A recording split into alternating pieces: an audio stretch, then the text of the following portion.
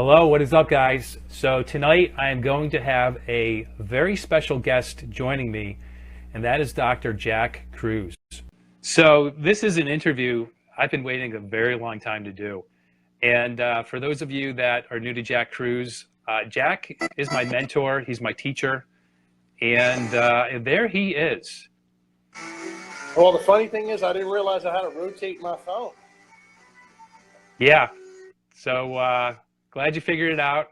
Awesome to have you on, Jack. I want to thank you so much for joining me.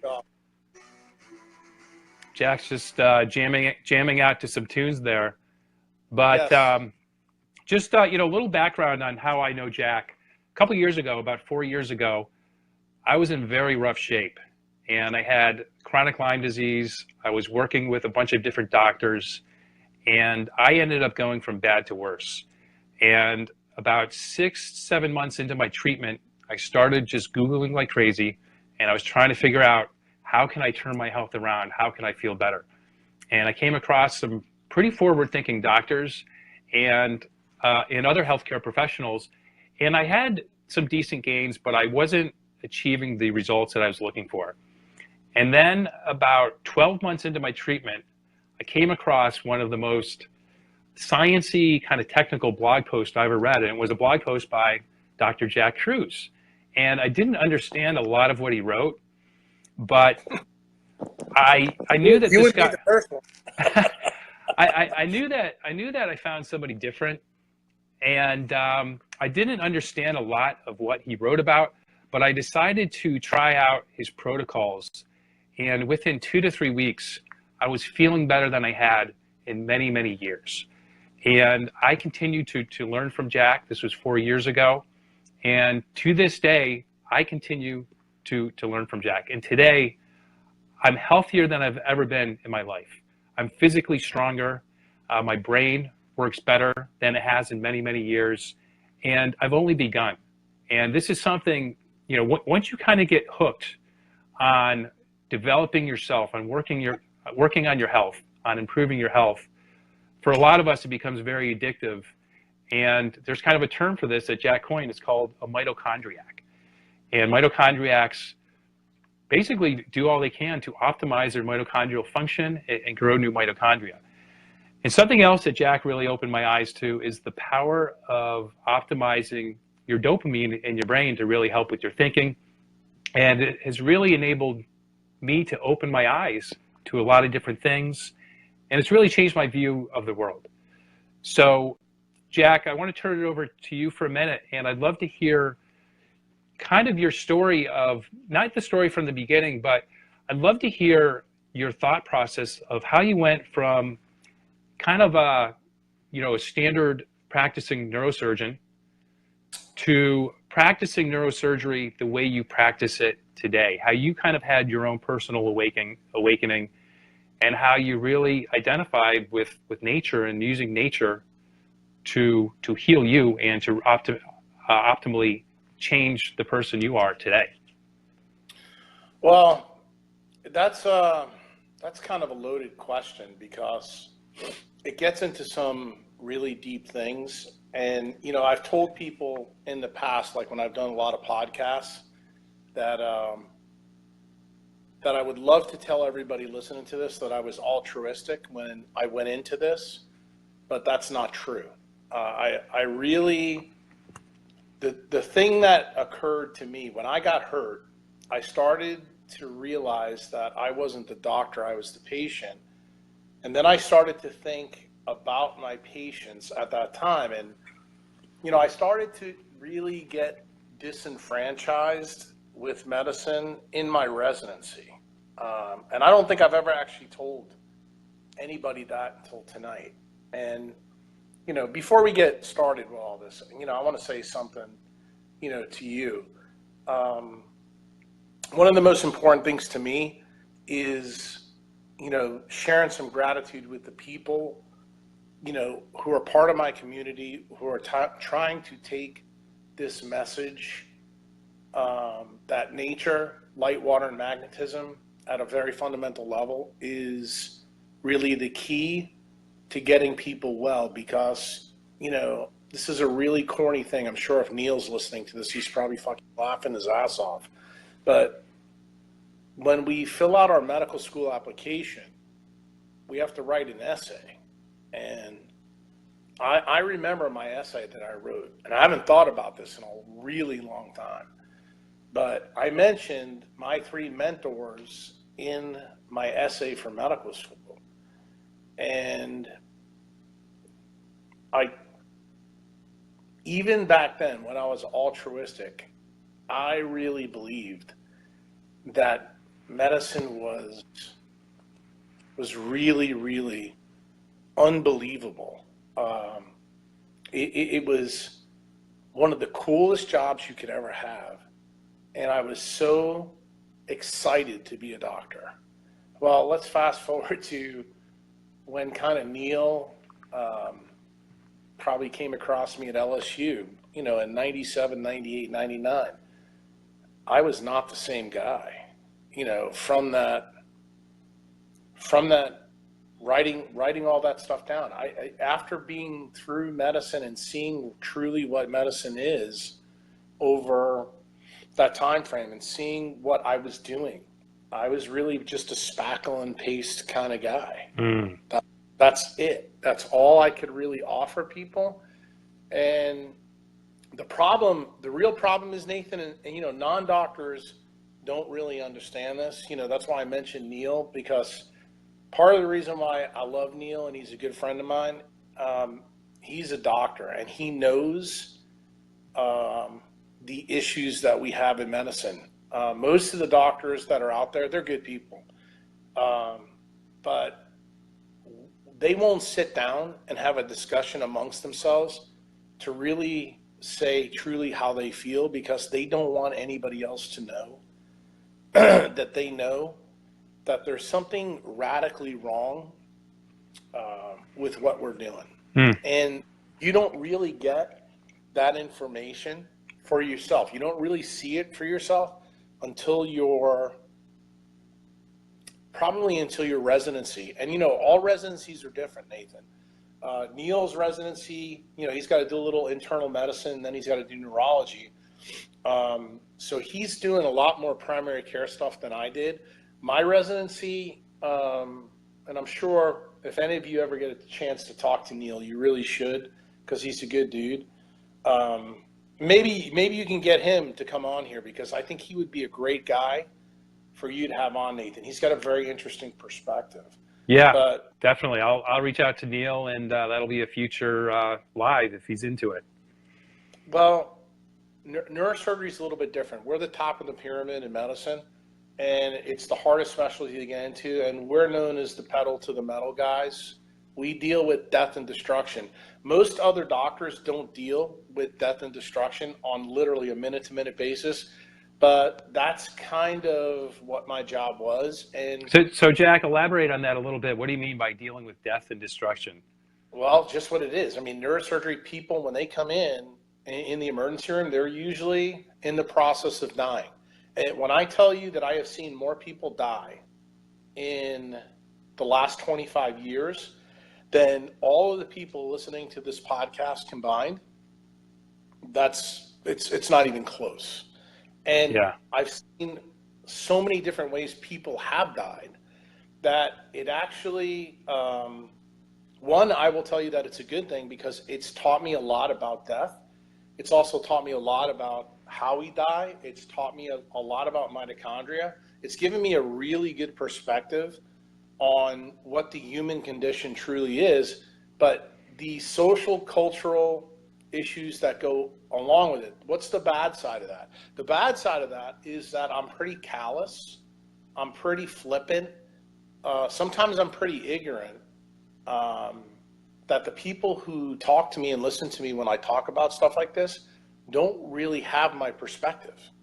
And that's one of the refreshing things for me when I sit down and talk to a guy like Neil, because I don't have to have any pretense. I don't have to explain to him exactly what I'm dealing with. It's just he knows. And when I talk to guys like you and you and I have met live at several events that I've been up in Vermont and you've come talk to me, I'm a different person when you get outside of the neurosurgery realm with me. But you have to realize that the neurosurgery realm really has sculpted the person I've become, and it's changed a lot of things about me. Some for the good, but I would say from a personal standpoint, maybe some for the bad. And the reason why is when you train a neurosurgeon, we're trained to think 6 steps ahead of the average person. And the reason for that is the best thing in neurosurgery is to prevent the problem before it really happens. And the thing is, you never hear that from neurosurgeons, but when it comes to all surgeons, because there's a lot of different branches of surgery out there, neurosurgery is the one where literally in 1 nanosecond, someone can die. And have I had that happen in front of my own eyes? Have I seen somebody die that fast? I have. And let me tell you, it makes a huge impact on you when you see it. The first time I ever had the chance to experience that, I was a first-year resident at Charity Hospital. And, I just saw my OR nurse from Charity Hospital just signed on, Chantel Dillon. She actually was in a room when this happened. And it's hard to actually still to talk about it. Yeah, it's got to have a huge impact. I can't imagine. But Jack, let's fast forward a little. Oh, go on.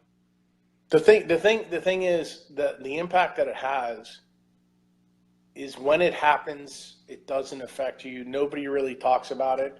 And it's just funny that it stopped me dead in my tracks here because I haven't really thought about it at that time. I was doing a case with somebody who Chantal knows pretty well, and it was an ACOM aneurysm, and literally it was a 37-year-old lady. Her aneurysm ruptured during surgery, and the blood actually flew out of her head, hit the microscope. We couldn't see shit. Wow. And the blood almost hit the ceiling. And, you got to remember, the best way I can describe it to you, Nathan, it's kind of like Nathan had, EMT training, but this is like the first time you've ever seen anything like this in your life. And we tried to do everything possible. I mean, when I tell you I was a bystander where my mouth was like a circle with my tongue hanging out, but I was scrubbed in the case and I was the primary assistant.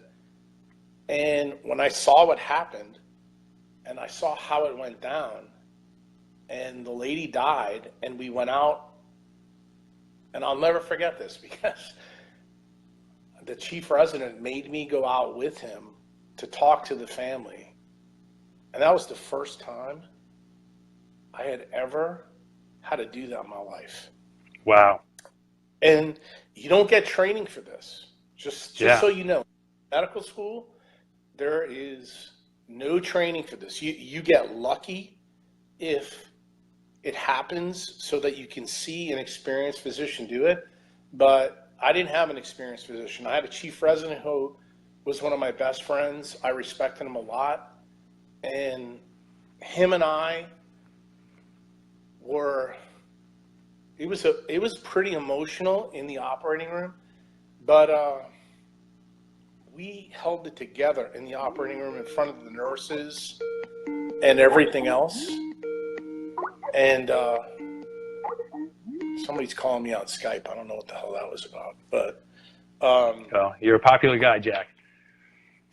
Anyway, we try to hold it together, but the thing is, what was really eye-opening for me is to see how you talk to people at this time. That was probably the first time in my residency that I got the true impact of what death and destruction was on a very short basis. And talking to the family, talking to the husband, and realizing that this lady had 4 children, and all of them were below 12 years old. Wow. But yeah, it's like very heavy stuff, Jack. So I guess let's fast forward. I didn't mean to take a step down that rabbit hole, but thanks for sharing that. I mean, that's very deep stuff. But back to your transformation of, doing neurosurgery one way to how you do it today. And one of the things I have a ton of respect about you for is I've heard you share a couple times. I think it was probably personally. I don't know if you've shared this online with other people, but with a lot of people where in the past you would have cut their skull open and done brain surgery or spine surgery, you're now working with them to kind of change that outcome so they don't need to go under your knife. So what kind of got you up to that point? Because I don't know how much you make for doing a brain surgery, but I guarantee it's a lot more than giving somebody recommendations on lifestyle changes. Oh, that's no doubt. I mean, you don't make any money for prevention in medicine. That's what patients really don't understand. They have this really bad, connotation with doctors that, that we're all assholes and we don't really care about this. That's not it. I mean, people have bills to pay, and you can't practice medicine if you're not physically doing testing or doing something on it. That's one of the things that you hear me rail about functional medicine doctors. They're no different than us. In fact, in a lot of ways, they just replace testing with surgery. And nobody wants to talk about that. It's the dirty little secret that's out there. But for me, the thing that really impacted me was after doing enough surgeries, you get enough experience, you start to realize, hey, all these things that I learned in residency that were really cool, that I really enjoy doing. I mean, there was probably nothing I liked better than putting, metal implants in people's backs when I was a resident, and I was really good at it. Mm-hmm. And I was fast, and I didn't have complications. But I started to realize, and I didn't realize this when I was at Charity Hospital, because as a resident, you don't have a lot of follow-up. You're only there for a year as the chief resident, so you don't get to see what you created 2, 3, 4, 5, 6, 7 years later. In private practice, it's totally different. I mean, if you screw somebody up, you are stuck with a train wreck. And when you do that, you start to realize that certain people do really good with the operations that you were taught to do, and other people don't. And that's kind of when I started to realize, I need to be really selective about what I do, because, I'll try to make this as easy as I can. If somebody comes in with a degenerative disc that's collapsed and a disc herniation, most neurosurgeons are going to say, okay, or orthopedic surgeons who are spine surgeons are going to say, okay, these are the 3 or 4 different ways we can do it. They'll argue about the way to do it, but they're still going to do it. My perspective changed when I started to realize there was another way that didn't require these big operations. And when I really changed full bore in surgery was about 2007.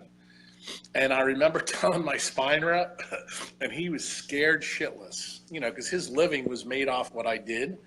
I told him, I said, look, we're going to change the way we do things literally overnight. And I had 5 cases booked with a certain spine implant company. And I told the rep that we weren't going to use any of that stuff. We were going to do something different.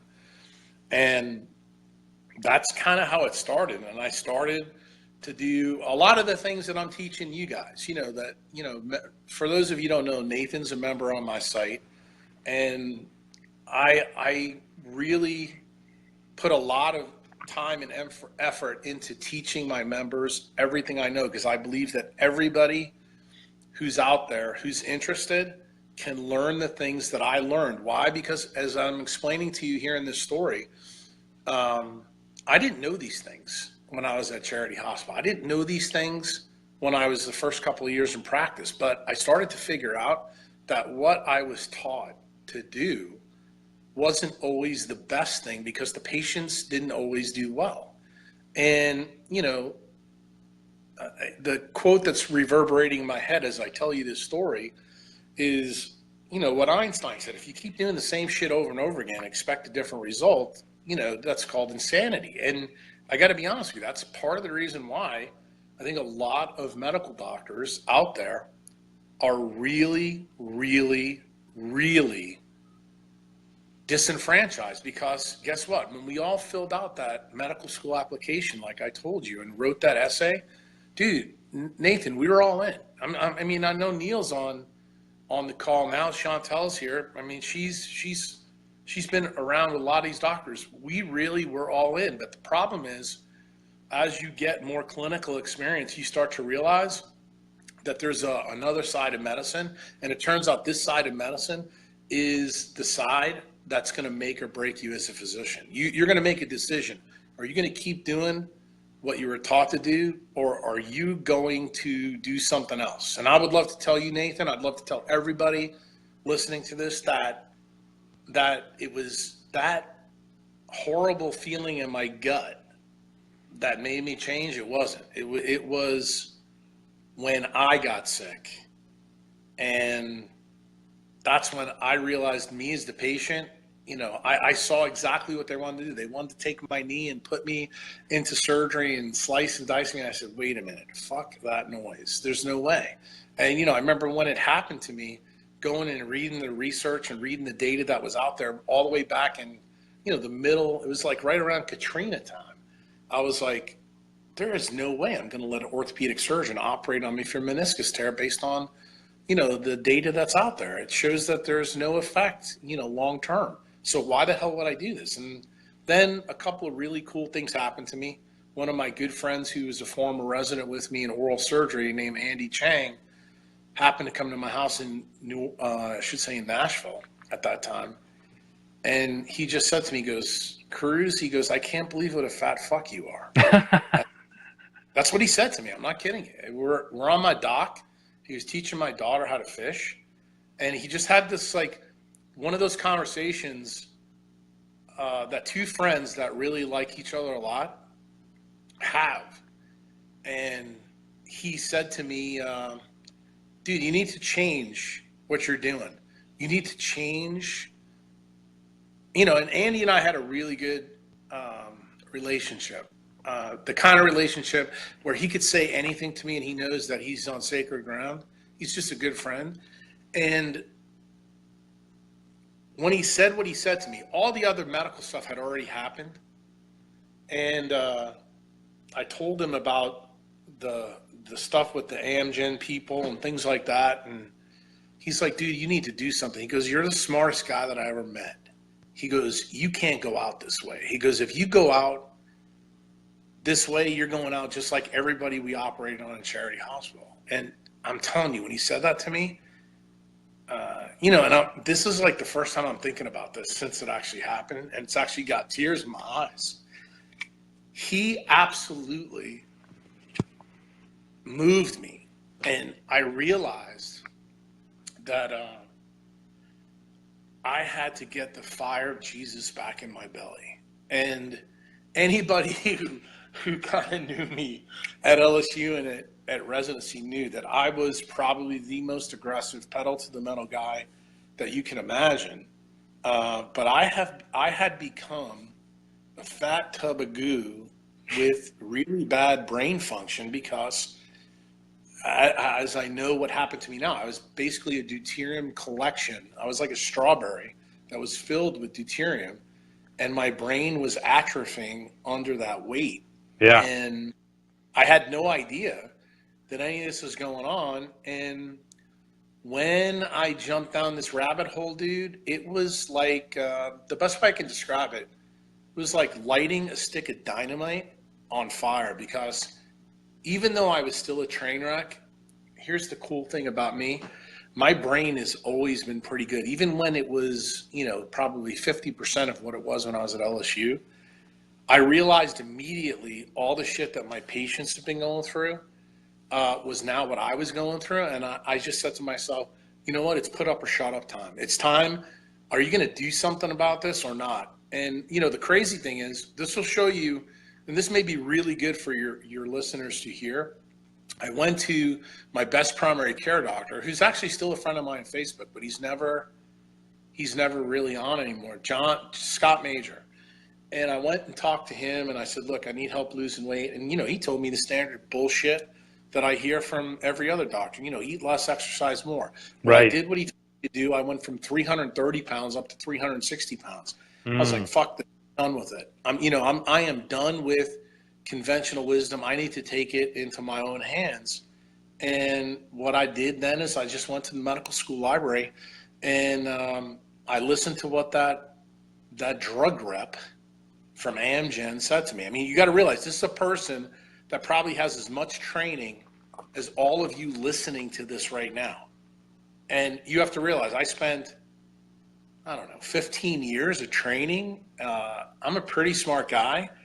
And don't ask me what made me, really don't ask me what made me listen to her, but it was a big deal. And when I did it, I jumped down the rabbit hole, and that's what opened me up to the whole biophysics. Yeah, that was the key. Awesome. Great story. Well, I'm very grateful for Andy telling you what a fat ass you were, because it definitely got some things moving. But Jack, I want to bring up one thing that, when you had your meniscus tear, you did a bunch of research. And I really want to emphasize that to the listeners tonight, that there's so much horrible information out there today. There's so much conflicting data. It's very important for you to learn to do your own research.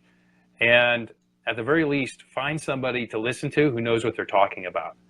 Because if you go on Facebook or any social media, or you just do a Google search, you're going to get the standard bullshit about your health, diet and exercise. But then if you need something serious done, a major operation, then it's just a whole nother level, and you have a much higher level of risk you're dealing with. It's kind of interesting. A doctor that I know from LinkedIn reached out to me, and he has prostate cancer, and I forget the name of the therapy, but it's basically therapy to reduce his testosterone. And that was a belief from, you probably know, like 60 years ago. It's been disproven, but to this day, doctors are still treating people for prostate cancer by trying to reduce their testosterone. It's crazy. So educate yourself, learn the art of critical thinking, do your research, and you're going to be much better off. You got to realize something. If you're not good enough for yourself, who are you good for? And really, that's what it comes down to. And when it comes into the doctoring world, that goes for the doctor, and it goes for the patient. The thing that made what's really been the driver for me is when I became the patient, when I was on the other side of the fence, that's what made me taste the blood in my mouth. And then what happened is I got mad. Then I got really mad because I realized that just about everything I was taught, you gotta remember, everything in medicine is about the biochemical aspect of medicine. That's part of the reason why we're tethered to big pharma. And it's just an absolute unadulterated lie. And that's really, when I started to figure this out, that's part of the reason why I changed overnight. And, it's really hard for a lot of my doctor friends to really understand how I changed that fast. But it's almost like I need to do a podcast somewhere down the road where I bring my spine rep on, and he goes through what happened that day. That discussion that we had was epic. Because I told him, I said, dude, it's going to change. Everything's going to change tomorrow. When I realized what the deal was, and I don't think anybody realizes, some of my members that are coming to Mexico in a couple of weeks, ask my wife about what it was like those first couple of weeks when I didn't tell anybody what I was doing. Nothing. I just did it. I was like, I just need to do it. I need to prove to myself that the knowledge that I found, does it work or doesn't it work? And when I started doing, all these original biohacks to disprove the hypothesis, it was kind of like, I didn't believe what, I'm teaching you guys about now. And right. That was the most powerful freaking thing that I've ever done as a doctor, because I was going against myself. So the best way I can describe it to everybody who's listening to this, it was like Jekyll and Hyde. I was like, by day, I was the surgeon, slicing and dicing. And by night, I was learning that slicing and dicing was probably the worst thing that could happen. And, with my knee issue, I actually put off the surgery for almost 9.5 months until I actually deuterium depleted myself. That was really what my whole goal was back then. And I eventually did have the surgery, but I had the surgery when I was in way better shape, and I've told the story on like Jimmy Moore's podcast and many other podcasts. Yeah, it's been out there. Well, Jack, I know. Let's fast forward a little bit. I know that you've been working on something called the Kruse Institute. You have a lot of ideas for the direction that medicine needs to go because, let's face it, it's completely broken in this country, right? You've made the comment several times that the diseases you were seeing in residency, things like AMD, the amount of brain tumors you're seeing, have skyrocketed. Not only that, but you're seeing them in much younger people. Diseases like osteoporosis that traditionally don't affect people till they're older, you're seeing them in teenagers, people in their 20s. So you're working on this new thing. We're seeing now carotid disease. We're seeing heart attacks. We're seeing these things in people who are 20 years old, 25 years old. I've actually already had people that have had strokes that are literally teenagers, and no pre-existing history at all. People don't realize that this stuff. I'm just going outside now. I need to get outside. People don't realize this stuff's going on. Right. And the thing is, this is radically different than what's gone on at pretty much any other time in medicine. And there's got to be an explanation to it. So the problem right now is if you read, regular medical journals, they'll tell you, yeah, we know that the millennials have a huge spike in the diseases of aging, but they have no idea why. And my focus, and what I'm going to be doing in the next couple of years is going to be treating people based on that event, and not to treat the symptoms. This is the most important thing. It's actually to treat the foundations of the problem. And most of those foundations are all biophysical in nature. And the best news for pretty much anybody listening to this is that you can control them all once you learn, the key metrics. Kind of like what you opened this podcast with when you said, hey, look, I went to see all these other docs and then I did this and it was counterintuitive. But let's face it, Nathan, did I ever write you a script? No, not once. Not right. For a bag of ice. Right. And the thing is, when people realize that they do things that lead them down the right path, then you begin to realize, hey, we can have a huge impact. Most of these things don't cost that much money. The key thing is you have to get the modus operandi in your head that you have the power of that doctor in your head. You have to pay attention to your instincts. And the real big issue is for most people who are ill, no matter what the illness is, initially when they come, or they come to my website, or they read some of my stuff, the first complaint is, oh, your shit's too hard. I can't do this. And I always have that famous line, well, lions and hippos don't need to know quantum physics, so neither do you. You just need to see the sunrise every morning, ground every morning, drink spring water, RO water. You guys are now, and when I say you guys, I'm talking about my members, not the non-members. You now are learning the proton side of things. You learned about DHA, you learned about electrons, you learned about water, you've learned a little bit about magnetism, you've learned a lot about the sun. But the thing is, and this is the point that I will make, because most of you have the experience out there. If you look at your paleo gurus or your functional medicine docs, they're talking about the same shit today that they were in 2010. Let me ask you a question. Do I spend any time talking about the same stuff? No. I'm always moving on to the next topic. And the key is we are laying the course for quantum biology. Okay? This is a completely new paradigm for looking at health. This is teaching people, lay public, all the things that I spent hundreds of thousands of dollars to learn how to do and get a degree. You don't need a degree to know what I know now. I can teach you everything you need to know about electrons, protons, and light and how they organize together. Because functionally, it's not that hard. It's really not that hard. Now, the hard part comes, and this is the real issue for most people. when they hear how easy the application or the prescriptions are for what they need to do, they don't believe it. Yeah, so simple. You just said it. Get outside, watch the sunrise, connect to the earth, drink a lot of water. People want to know, though, that's the problem, Nathan. You know, the problem with humans, they have this brain in their head, and when it starts to recover, they're like, okay, I need to learn a little bit more about this. And that's when they get intrigued. Yeah. And so Jack, talk about with your Kruse Institute, what the goal of that is, what you're going to be teaching doctors there, because it's basically designed to teach other doctors what you do. Is that correct?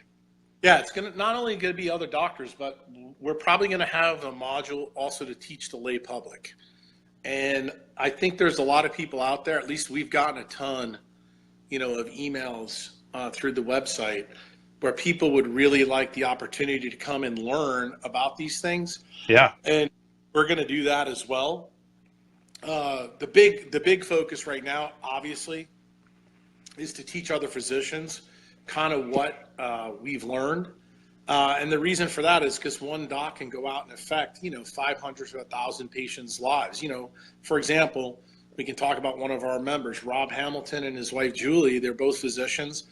They're doing similar things, out in Redding, California. Well, guess what? That's good news for people out there. But the real problem for the 360 million people that live in the United States, there's not a lot of guys out there like Rob or Julie or me or Neil, and the public needs more of that. And the key is when you do get that, then things will change. And to be honest with you, I'm going to give you kudos here because what you're doing yourself, through your social media platform, you're connecting with people, in the business community, through your LinkedIn account, through what you're doing here on Facebook, and you're teaching people, exactly what needs to be done. And you're proving my point already that you don't need a degree or certificate to teach people what the universal laws of nature are, how our biology is designed to work. It's not rocket science. And, I did a educational consult this morning with a guy who I'd never spoke to before. And I told him this, and I'm going to share it with your listeners here, that in my opinion, the last true wild human was the American Indian. And the American Indian, when you go back and look at how they lived and what happened with the white man, it's just an absolute microcosm of kind of what's happened with medicine over the last 120 years. We think we know better than nature. And I mean, to be quite honest with you, to be a mitochondriac, all you have to be is open to that idea that maybe nature knows a little bit more than we do. And she's been around a lot longer, right? Right. I mean, it's 4.6 billion years. And when you really think about it, and you just sit down and open up a bottle of Malbec and you really think about it, it doesn't take rocket scientists or a brain surgeon, to say, hey, this has been around a really long time. And, nothing that I'm teaching people at least from my perspective, is, really controversial. The more crazy thing is, when I talk to you guys about papers from the 1930s and 1940s, I'm actually showing you the original effect that it's published in the literature, and we have buried it because it doesn't suit Amgen, it doesn't suit Pfizer, it doesn't, suit, the Hattiesburg Clinic, in Mississippi. And that's really the issue. And the thing is, when you give the power back to the people, they are able to make better decisions for themselves. And ultimately, as far as I look at it, as long as you teach people what the boundaries are, meaning think about a bowling alley when you're a little kid, how they blow those things up in the gutters so you don't have to get the bumpers.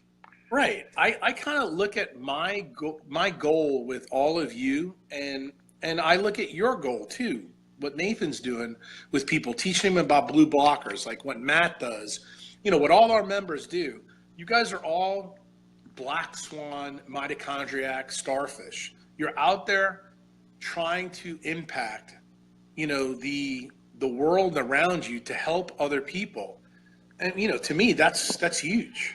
Yeah. Well, it's amazing. Some of the people I've worked with that have struggled with different issues for years, they've worked with different doctors, and I teach them the same things that you taught me. And all of a sudden, they start feeling better, and they're amazed by it. They're blown away. But it's just reconnecting with nature at the end of the day. It's very simple. That's it. You know, like I said, I think the things that people are more amazed with is actually when they sit down and they learn the mechanisms. You know, there's a big disconnect right now in my world. You know, Scompy, who's one of our members, you know, Scott Compton, he's one of the founders of the EMF Warriors. He did a really cool interview with Andrew Marino not that long ago.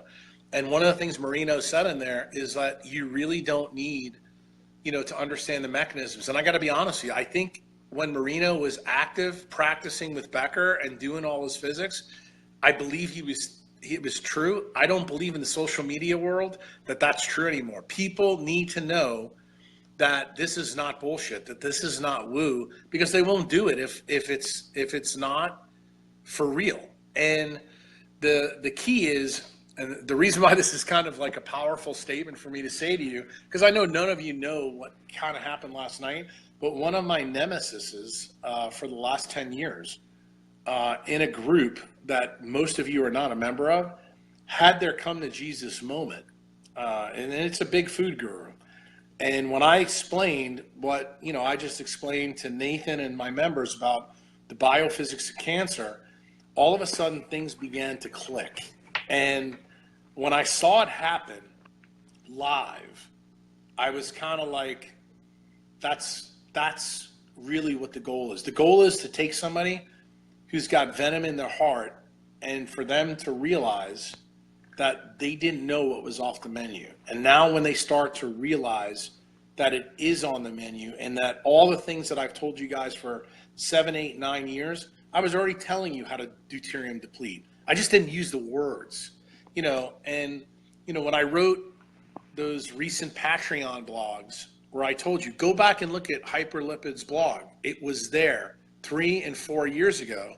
And I was trying to get him on the biochemistry side, because, you know, a lot of the paleo and primal people and the CrossFit people, they were following Hyperlipid because he's really, in my opinion, the smartest guy on the food side. There's nobody that touches him in a million years. Maybe the second closest guy is Bill Lagados of Calories Proper. But these are guys that have open minds, and they kept digging. And I kept pushing Peter, you know, in the blog comments on his blog. I said, Peter, go at this because you're coming at it from the biochemical side, which in my opinion is you got to be a really smart guy to figure this out on the biochemical side. And I don't think I would have ever figured this out if I followed Peter's route. I figured this out on the biophysical side, which I think is far easier. But the thing is, the recommendations that he made were great for the people that were reading him. And he was doing the right things. And, you know, one thing I can tell you about me that's pretty simple. If you're on the right track, I will support you, even if you're the biggest douchebag in the world, because I'm all about the truth. I hate half-truths.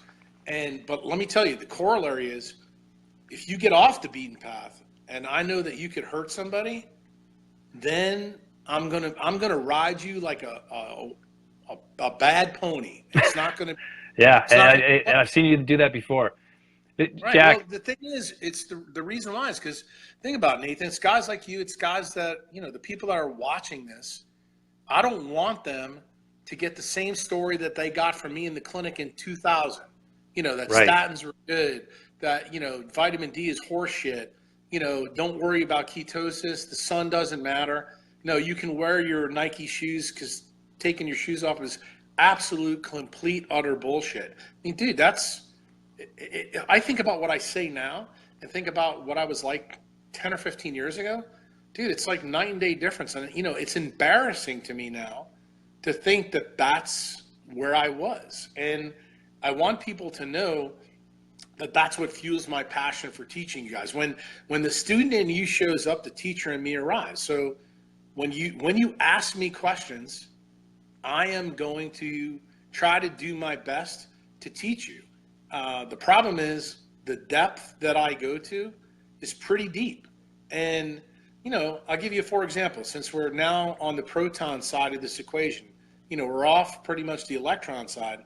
Most of you didn't know that much about protons, but Nathan, you've been a member long enough. When I gave you that April webinar in 2016, that was the last thing that I ever wrote. And I told you there, this proton spin thing was going to be a big deal. And I'm telling you right now. Well, Jack, let's not get too far ahead, because most of the viewers tonight are on chapter 1. We're up on chapter 20 at this point. I want to go back to something you said about how you're seeing in your practice a lot of young kids with occluded arteries getting strokes, people getting AMD. Right. Let's talk about the number one threat to people's health today. In your view, my opinion is radically different. For those of you who have actually listened to some of my stuff online, I did a talk for Dave Hollenbach for the Western A. Price Foundation, and I don't know if Nathan was there. Great talk. Well, this one, no, the one in 2016 is the first one I did. And I said there to Magda Havis that my opinion, the biggest risk was blue light. Right. I believe second biggest risk. And hence why Jack is in the dark, because Jack follows the natural light cycles very closely. I'm breaking the rules a little bit here. I don't want recording to be totally in the dark. But this is why I have these dark orange glasses on, to protect my eyes from blue light at night. I'll get closer to the light on my phone. You can see I've got blue blockers on underneath another pair of blue blockers. That's how double blue blocking protection. Double blue blockers. Jack does not mess around. So back to how blue light's the biggest threat today, Jack. Yeah, blue light's the biggest threat because of our eyes. The eyes are the portal in to that central retinal pathway into the leptin receptor. And that's what I got famous for on the internet about the leptin prescription, to teach people, but I never told people what it was really about.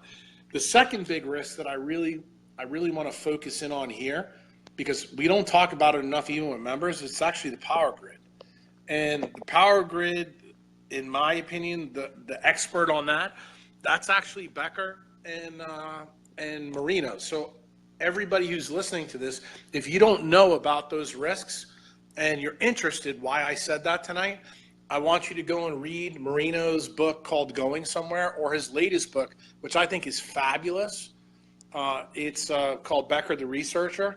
This is money that I definitely want you to spend. I want you to go and get books that are going to help you stay away from guys like me, because that's really, really important. I'm actually making some soup right now, so I got to turn it back on. Oh, nice. Actually, I may have to turn the light on. How do you like that? I can't see the damn thing. Wow. There he is. So everyone can see what this Jack Kruse character looks like with his double blue blocking glasses. Wait, what kind of soup you cooking there, Jack? Well, the reason I can spend some time with you, my wife is actually gone. She went to a wedding without me, so I'm like home alone. And he left me a whole bunch of leftovers, since he said you need to like craft something up. So I'm kind of making a deuterium soup. I'm not going to eat it tonight. You're talking a deuterium depleting soup? Oh yeah, dude, this soup is like epic. The shit that it's got in it is unbelievable, and I have to tell you, when I walked over here to restart it up, the house smells really good. Okay, we're going to talk about deuterium in just a minute, but so we're just talking about how blue light and the power grid are the biggest threats to health today. One of the reasons blue light is so damaging, it causes leptin resistance, it causes inflammation, it destroys your DHA, your dopamine, it impairs your mitochondrial function. It's one of the causes of why Jack is seeing more people with AMD on his operating table and occluded arteries. Yeah. So a lot of bad news. A lot of bad news. Let's kind of shift gears real quick, Jack. Something else, that you just kind of blew my mind with is on the forum the other day, you were talking about static electricity. And I lived in DC for 20 years, and I remember, especially in the wintertime, I would get like the biggest zaps in the world. I got home from work, and when I would get out of my car, I made sure not to close my car door with my hand or my skin, because I would get this huge shock, and I could see like a big blue zap at night. And I kind of forgot about it. I now live in a more rural area. I very rarely get static shocks, and when I do, it's not that big a deal. So Jack was explaining, due to these high levels of radiation, so a city like DC has a high population density. Other people in big cities probably experience this too. Jack was talking about it's due to all of these high levels of radiation. Now let's go back a couple weeks to the California fires. Where did they happen? They happened around where we had these very high densities of cell phone towers. Talk about that for a minute, Jack. Yeah, that actually is a pretty powerful thing. I didn't think that was going to come up tonight, because that's pretty high level shit. But I don't know how many of your listeners here actually looked at the pictures on the internet, but I'll try to explain it as simple as I can. The pictures from Santa Rosa, if you go and look at them, and I think I'm going to write a Patreon blog about this, just so you know. We saw tires and rims on cars, as well as the engine blocks, completely melted. Yet, in the same picture, you saw evergreen trees completely fine. So, very, very unusual stuff going on. Exactly. And when I started to see these pictures, I started to do some homework. And the issue that Nathan brings up, this is a very, very deep issue. When it comes to the static electricity, basically what Nathan's trying to teach all of you is about redox. When your redox potential is really good, you will not have a static electricity charge no matter what you do, because you're able to repel. But when you're not in great shape from a redox state, you're going to get shocked a lot. Well, that whole story that we just told you right then and there is the reason why I got very interested in looking at the Santa Rosa fires and all the things that happened a couple of months ago. And then I started to link it with the storms that happened at the time. For those of you who don't know, I live in New Orleans, and we had a really bad scare with a hurricane. We had, Houston get hit with Harvey. And then we had the craziest thing. A hurricane went and hit England and the UK, which hadn't happened in, I don't even know how long. Well, so basically, it was almost like these hurricanes were targeting major cities. Correct. And I found out from looking at the pictures in Santa Rosa and putting things together. I called one of my friends up who's a Qualcomm engineer, and I said, tell me about the towers in that area. And then I found out that 77 cell towers in that neighborhood where the fires were the worst were actually destroyed. And then I started to look at the NASA data from the geomagnetic storms at that time. And for those of you who don't know, the baseline for 2017 has been very quiet. We haven't had a lot of sunspots, so it has been pretty mild. But then in September, and I should say August and September, we had a couple of spikes, and those spikes wound up causing a lot of charged particles in the ionosphere.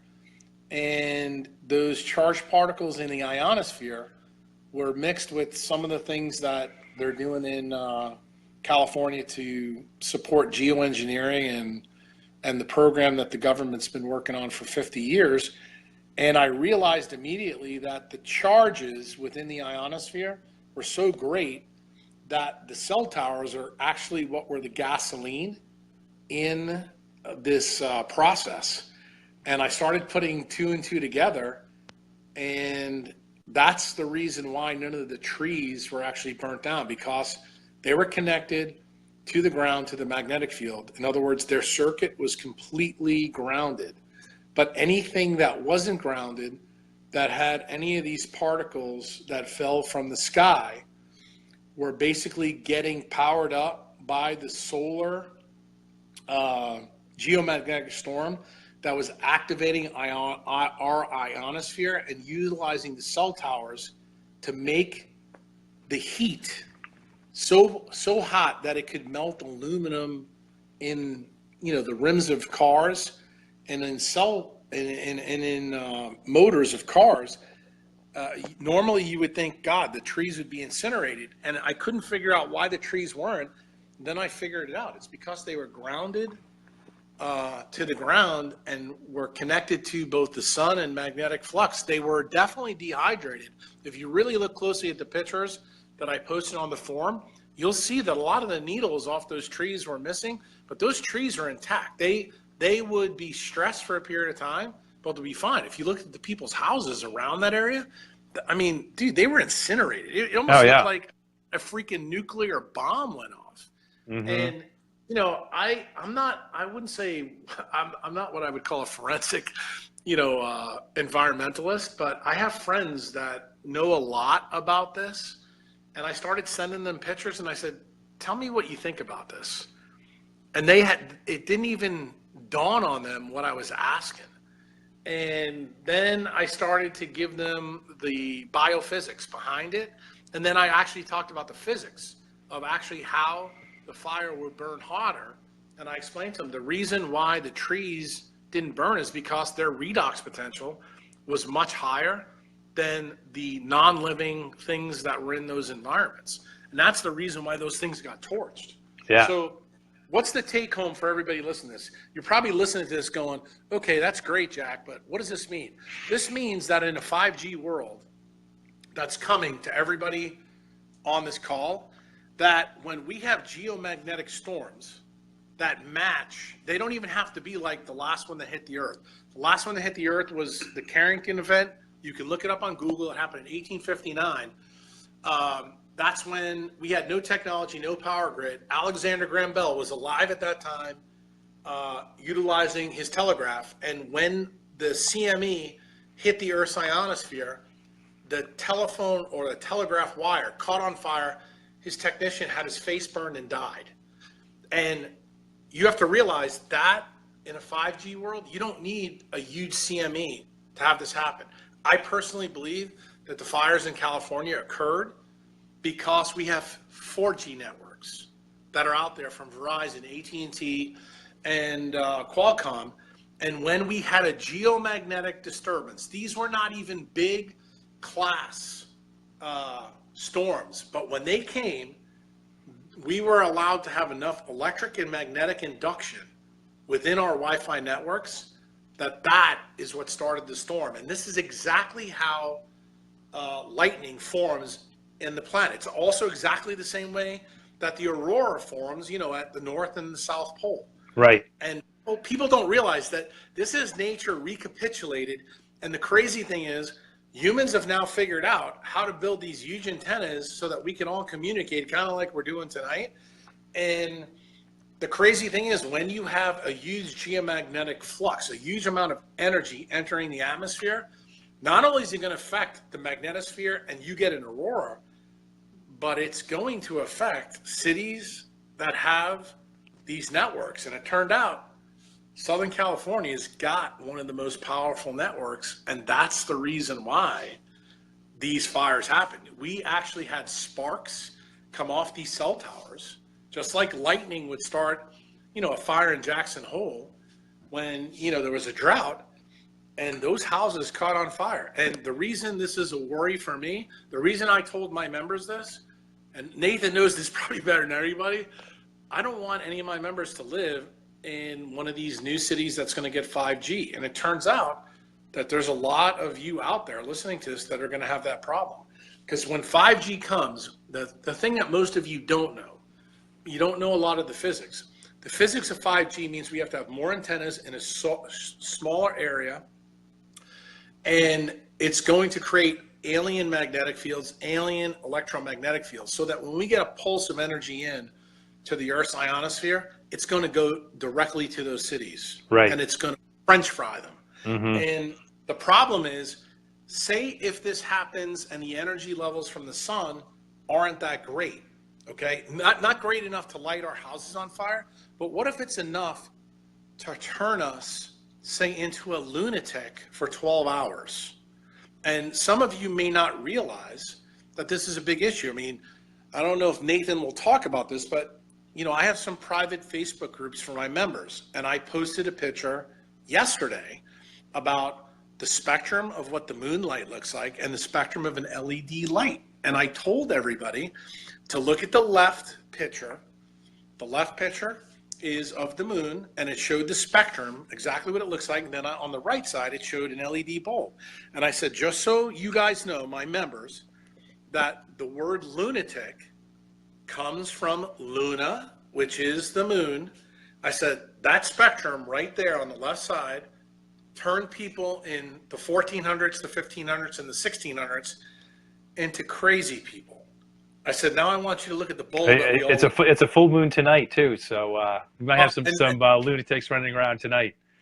It also fits into why I'm in the dark right now, because the point that I'm trying to make to you guys is that we are all living under light that causes all the diseases that you guys know about: autism, ADHD, AMD. Somebody asked earlier, what's AMD? AMD is acute macular degeneration. That is a condition that's associated with myopia. I've written a blog post about that called Ubiquination 24. You can read about it. Cataracts are tied to that. I mean, there's it's the leading cause of blindness today. So it's right, a very big deal. Yeah. And the thing is, you have to realize, and a lot of the people on here, Nathan, may not know this.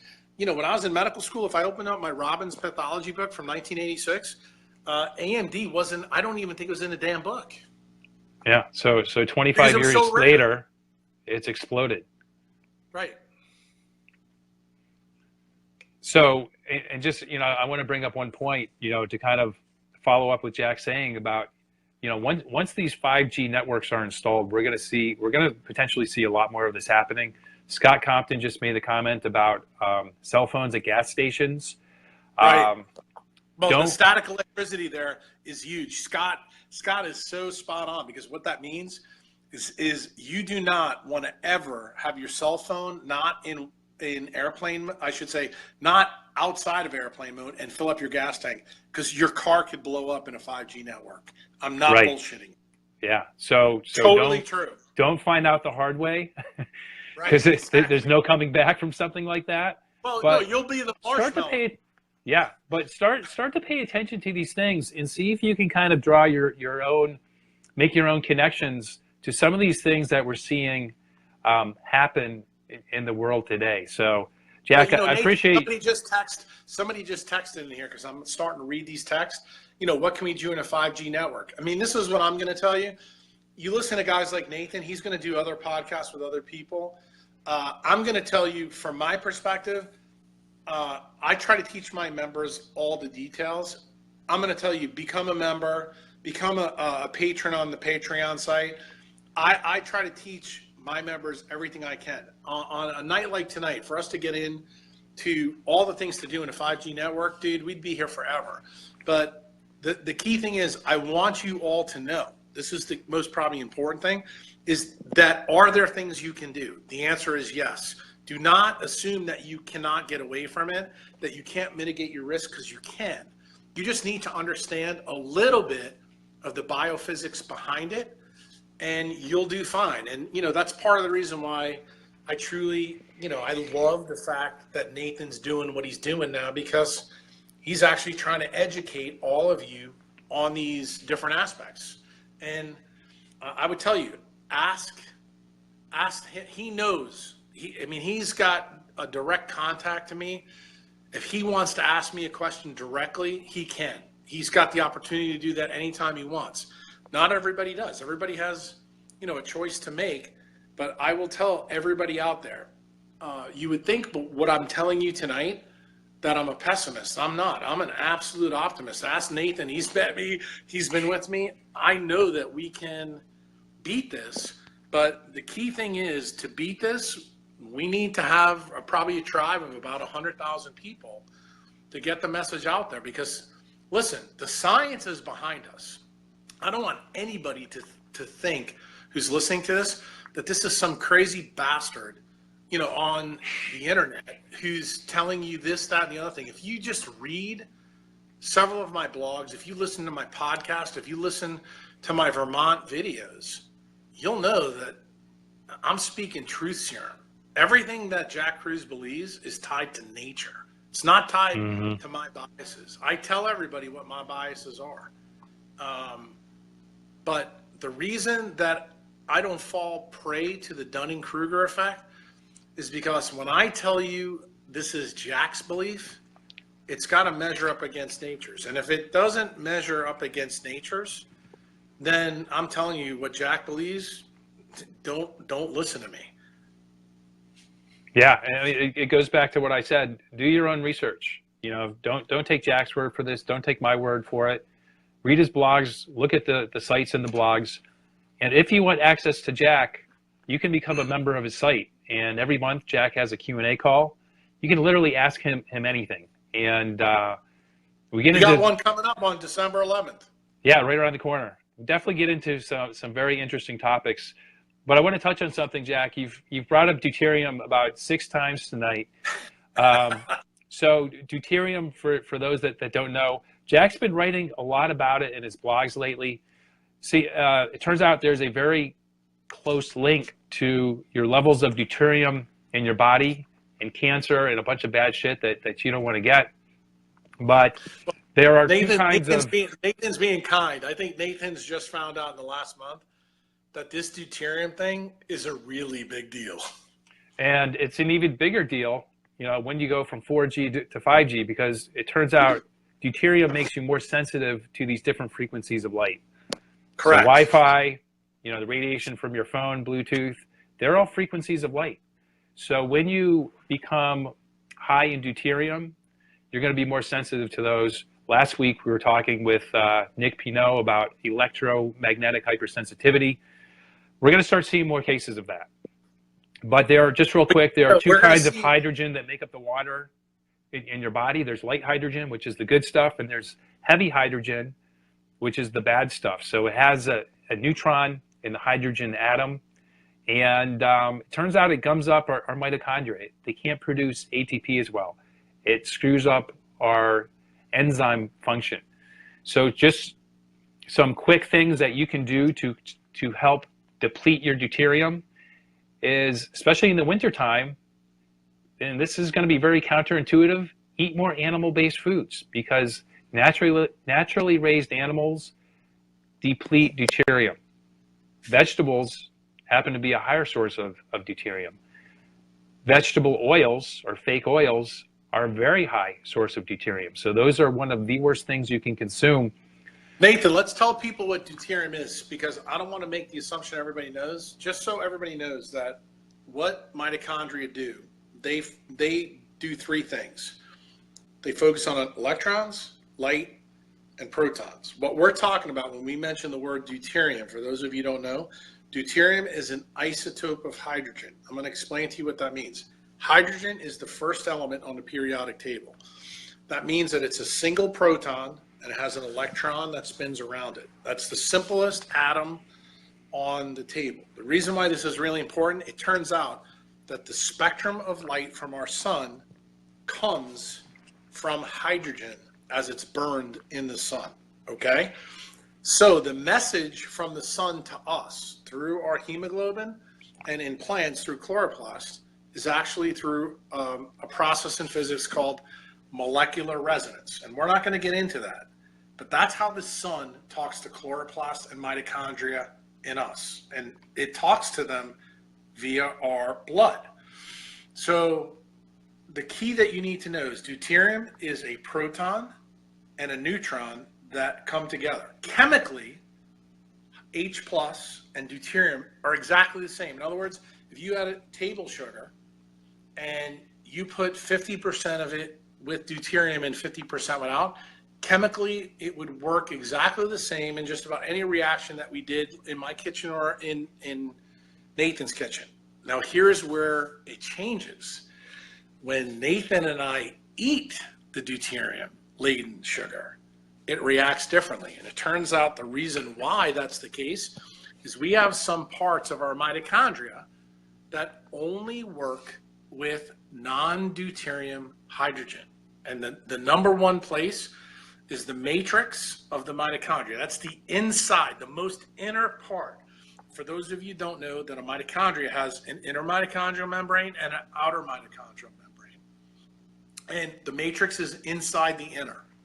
And it turns out that the key pathway that some of you may have heard about is something called the TCA cycle. The original name is the St. George Krebs cycle, okay?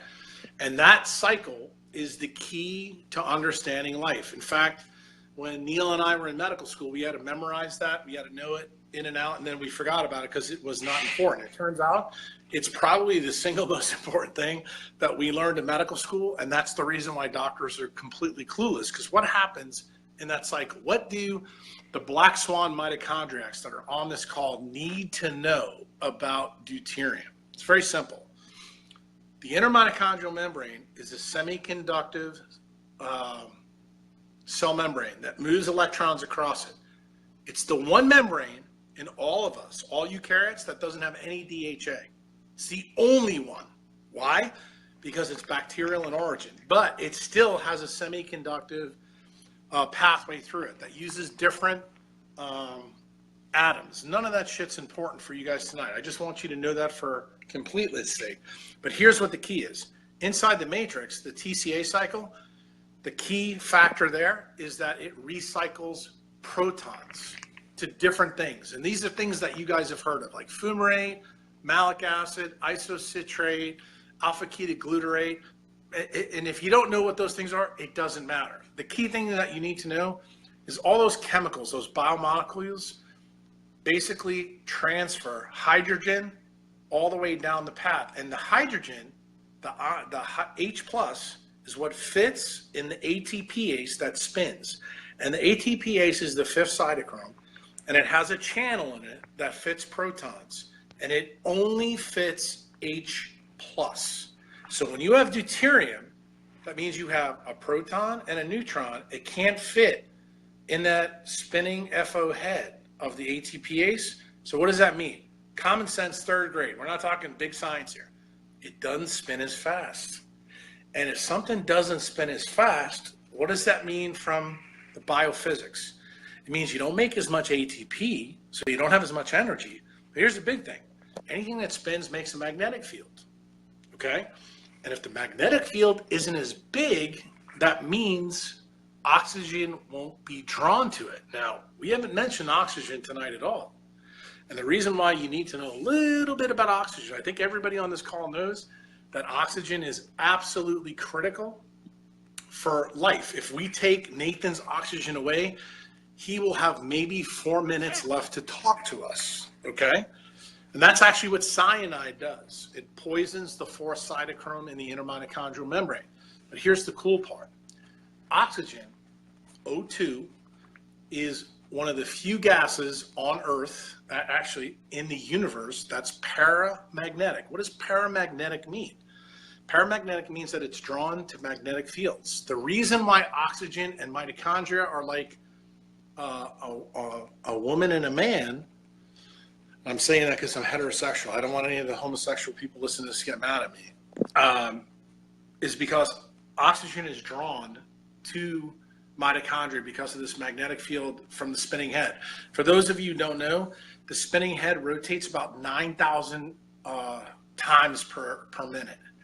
And we make more ATP than you weigh. So Nathan probably weighs, I don't know, 55, 60 kilos.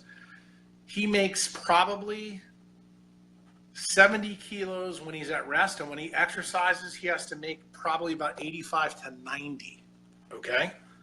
So you make more ATP than you weigh per day. So this is the reason why deuterium is important. If you have too much deuterium in your system, the ATPase doesn't spin as fast.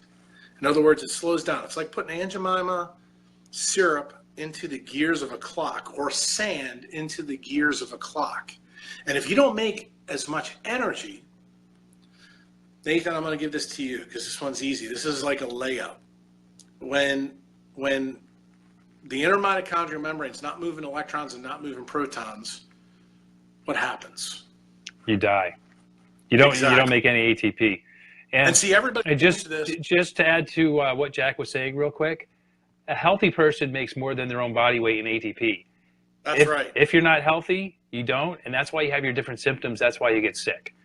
That's what fibromyalgia is. That's what cognitive haze is. All the things that Nathan started this podcast off with, when he was a train wreck with Lyme disease and this and that, all of those things zapped his life force from him.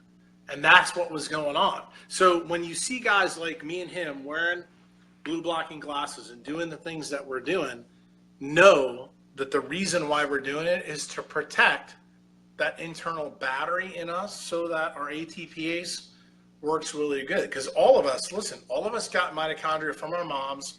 They all spin it at different rates. They all work differently. We all have different jobs. We all do different things. You know, Nathan is in way better shape than I am. I can tell you that. But here's the flip side that people don't realize. When he takes his clothes off, he looks amazing. When I take my clothes off, I don't look so amazing. But you know, the funny thing is, my brain works really good. Okay? And I'll give you that one, Jack. Right. And the point that I try to make to people is, and this is a really important point, Nathan, people don't understand how these things link together. It's because we get our mitochondrial DNA from our moms, and there is different tissues that have different protections based on other things in our biology. Like people have heard about SNPs, single nucleotide polymorphisms, or SAPs, which are single amino acid polymorphisms. Those are things that protect different organs differently. And I think most people know that you can get renal cell cancer, or you can get Alzheimer's, or you can get AMD. You can get problems in different diseases in different tissues of your body. And the functional reason for that is because that tissue is loaded with deuterium that ruins that spinning head. And when I tell you that just about every disease out there, and I got to be honest, I still haven't found the disease yet outside of true genetic mutations on the nuclear genome, are tied to this. And I know this person is not on the call because I haven't seen her name come up, but I wanted to mention her in my December webinar. I decided to use, when I talked about the biophysics of cancer and how it actually happens, I gave Nathan and all the members details on exactly how it happens, step by step. At the end of the webinar, when I kind of got tired after an hour and a half, I talked about how deuterium gets into the aquaphor 4 gates and causes MS. But I want to talk about this other disease because this is a nuclear genetic disease, and it's called Huntington's disease. And Huntington's disease is associated with this triplet repeat. And you guys can look this up after we're done. Hey, Jack, just real quick for the listeners out there, 85% of all disease that today, you know, cancer, obesity, diabetes, arthritis, are all mitochondrial diseases. So you have two genomes. There are some diseases that are actually genetic. Very few are. There's about 10 to 15% that are. Jack is talking about Huntington's disease, which is genetic. So just wanted to clarify that real quick. Yeah, this is the 15% now. And the reason why I want to explain this is because I want to tell people that deuterium affects this condition. See, the interesting thing, most people know about Huntington's disease. Arlo Guthrie, who's pretty famous, musician, died of this disease. It's a genetic disease. It's associated with the triplet repeat. Here's the key. You can live 4 to 5 decades with this genetic disease, and then all of a sudden you get these horrible neurologic problems and you die relatively quickly from the disease. And if you think about it, it doesn't make any sense because people don't die of diabetes overnight. They don't die of atherosclerosis overnight. They don't die of heart disease overnight. But this disease, as soon as you get it, it's like you're dead. And why is it tied to deuterium? Well, these triplet repeats, the first 4 or 5 decades of your life, your mitochondria are in good shape. So you never get a lot of these triplet repeats. So that means the fail-safe systems in your systems protect you. So what happens when you get too much deuterium in your telomerase enzyme? That's the enzyme that controls the telomeres. And I don't want to get into explaining what all those are. They're the ends of your chromosomes. And when you start to get problems with that and you have Huntington's, all of a sudden these triplet repeats, when your mitochondria are bad, they start multiplying exponentially. That's the reason why these people die. It's because their mitochondria get so bad so quick that triplets go way through the roof. That's the reason why it happens. So let's go the flip side, because we talked about deuterium, and I don't even think I've explained this to Nathan as well as I probably should, so he's going to hear about this the first time right now. Is deuterium always bad? The answer is no, it's not. See, this is the crazy counterintuitive part. So I want to talk about a mother and her baby when she's pregnant. Everybody knows that the mom's belly is not very big the first 4, 5, 6 months. You know, Nathan just had a baby, so I know that he knows this, okay? Because he just experienced it. So in the last trimester, everybody knows that the baby puts on its most weight, right? And it develops as much as it can. What happens between the first 2 trimesters and the last trimester that's tied to this deuterium story? Well, it turns out that the mother is offloading all of her deuterium into her baby. And what does that do? It makes the baby subcutaneous fat get bigger. That's the reason why all human babies are fat. And I wrote a blog post about this. What makes an infant different than an adult, okay? So the baby's fat mass in the last trimester expands because the mother is offloading her deuterium into the baby. But what's the evolutionary benefit that physicians do not know that my mitochondriacs will know? Well, to have a baby born alive, a human baby, what's different about us than chimps? Our brain is immature. It's not myelinated. It turns out the deuterium is what keeps the baby's brain demyelinated. And that's the reason why the baby's head can fit through the vaginal canal, which in humans is pretty tight. And if that process didn't work, no woman could have a baby. So I want you to think about now one of the big trends in OBGYN that most women know about. Why are all these women having C-sections? Why? Because these babies are so fat and their brains are so more developed that they can't fit out their vagina. And this leads to other problems. What does that mean? That means that the mother's germline, where those mitochondria are coming from, are defective before the egg is already fertilized. Due to the higher levels of deuterium that the mother has. Okay. And why? People are probably listening to this now going, wait a minute, that just blew my mind. Why does a baby have deuterium? Well, here's the thing. Deuterium is a pro-growth situation. You need the baby to grow. But see, the way it works in humans is we want the body and the brain to grow outside the body so the baby can be born. So this is the reason why in humans, the myelination level in our brain isn't fully formed until 25 to 28 years old.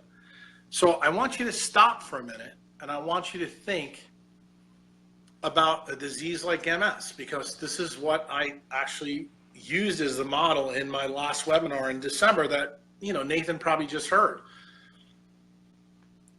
Demyelination and MS walk hand in hand. So what is this disease fundamentally tied to? It means that these people have loads of deuterium in their brain at these aquapore 4 gates.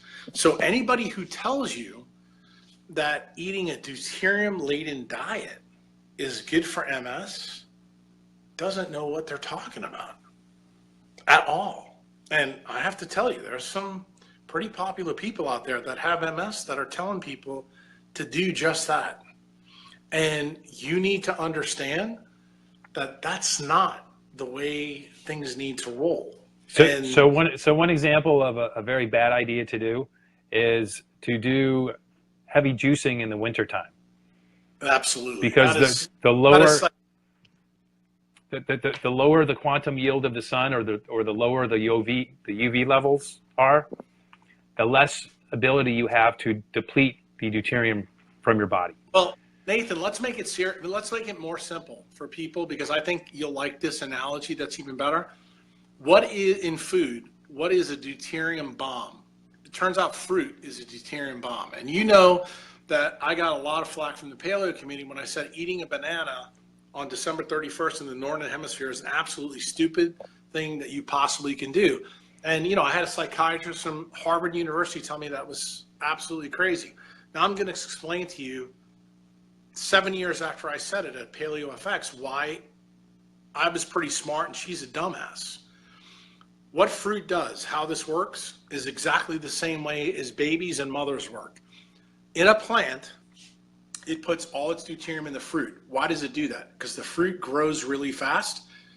The young birds come and eat the fruit because it's loaded with fructose. Fructose is loaded with deuterium. That's the reason it makes you fatter.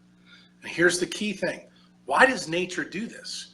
Because when the birds come and eat the fruit, it takes the seed and spreads it so that the plant can live. Okay? So if you happen to be not a plant and not a bird and say you're a human, do you want to be eating deuterium bombs at this time of the year where we are? Me and Nathan are both in the Northern Hemisphere. Does it make sense for you to go out and buy blueberries from Chile, which are in Whole Foods, probably in Ithaca where Nathan is, and I know they're here in New Orleans? Does it make any sense to do that? Absolutely no sense at all. Just because it's there doesn't mean you should do it. And this is what the huge benefit of understanding the biophysics brings you.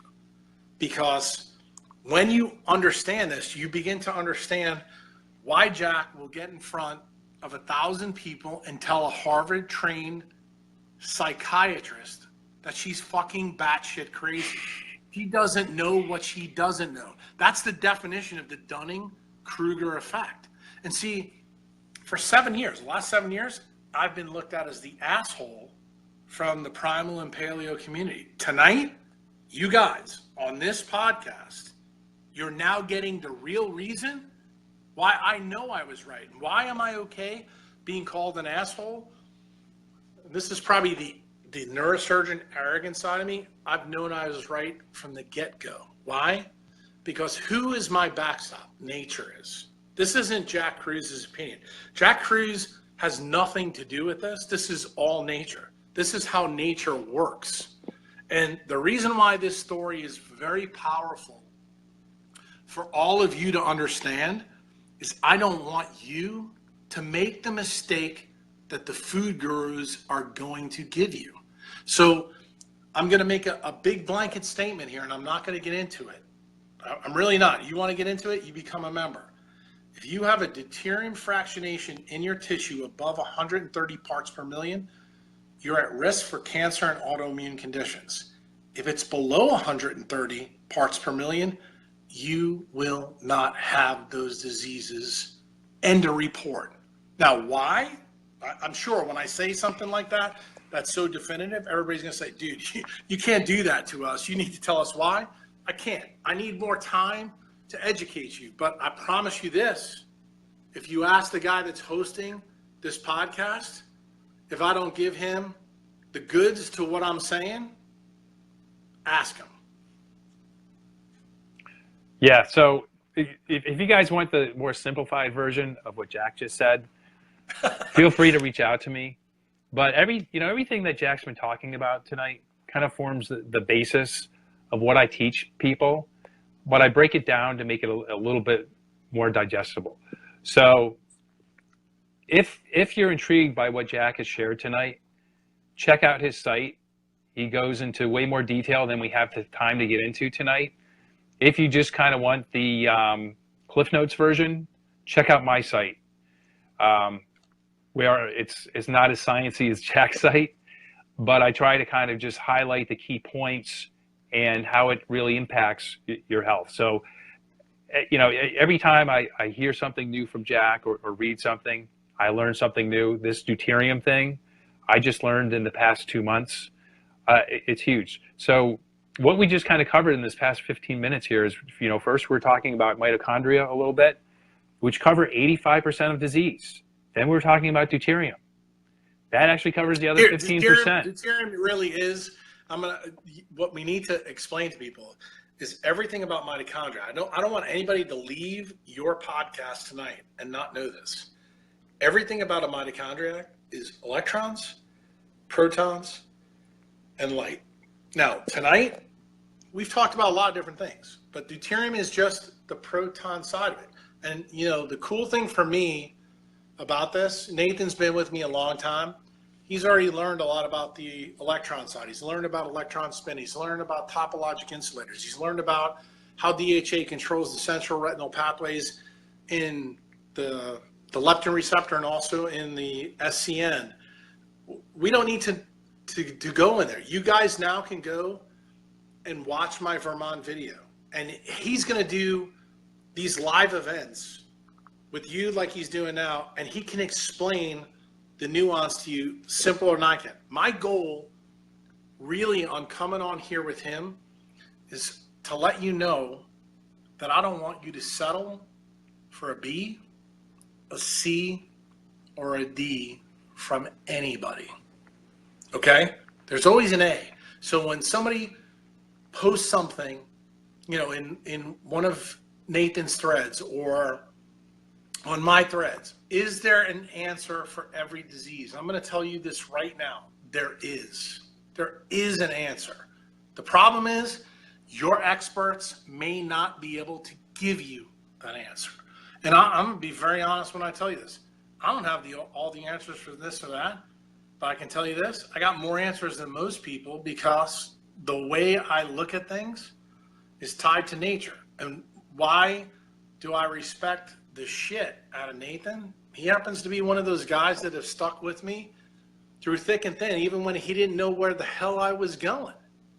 And his commitment, because he got better, is he wants to help you. And this is the most powerful statement about the Dunning-Kruger effect.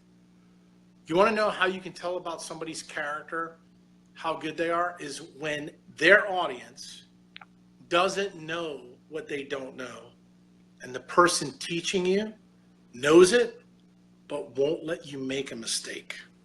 Why?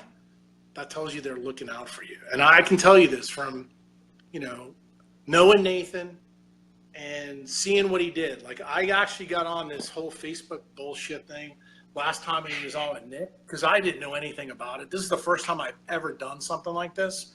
And I probably would have never agreed to do this. I've been holding my phone now for probably an hour.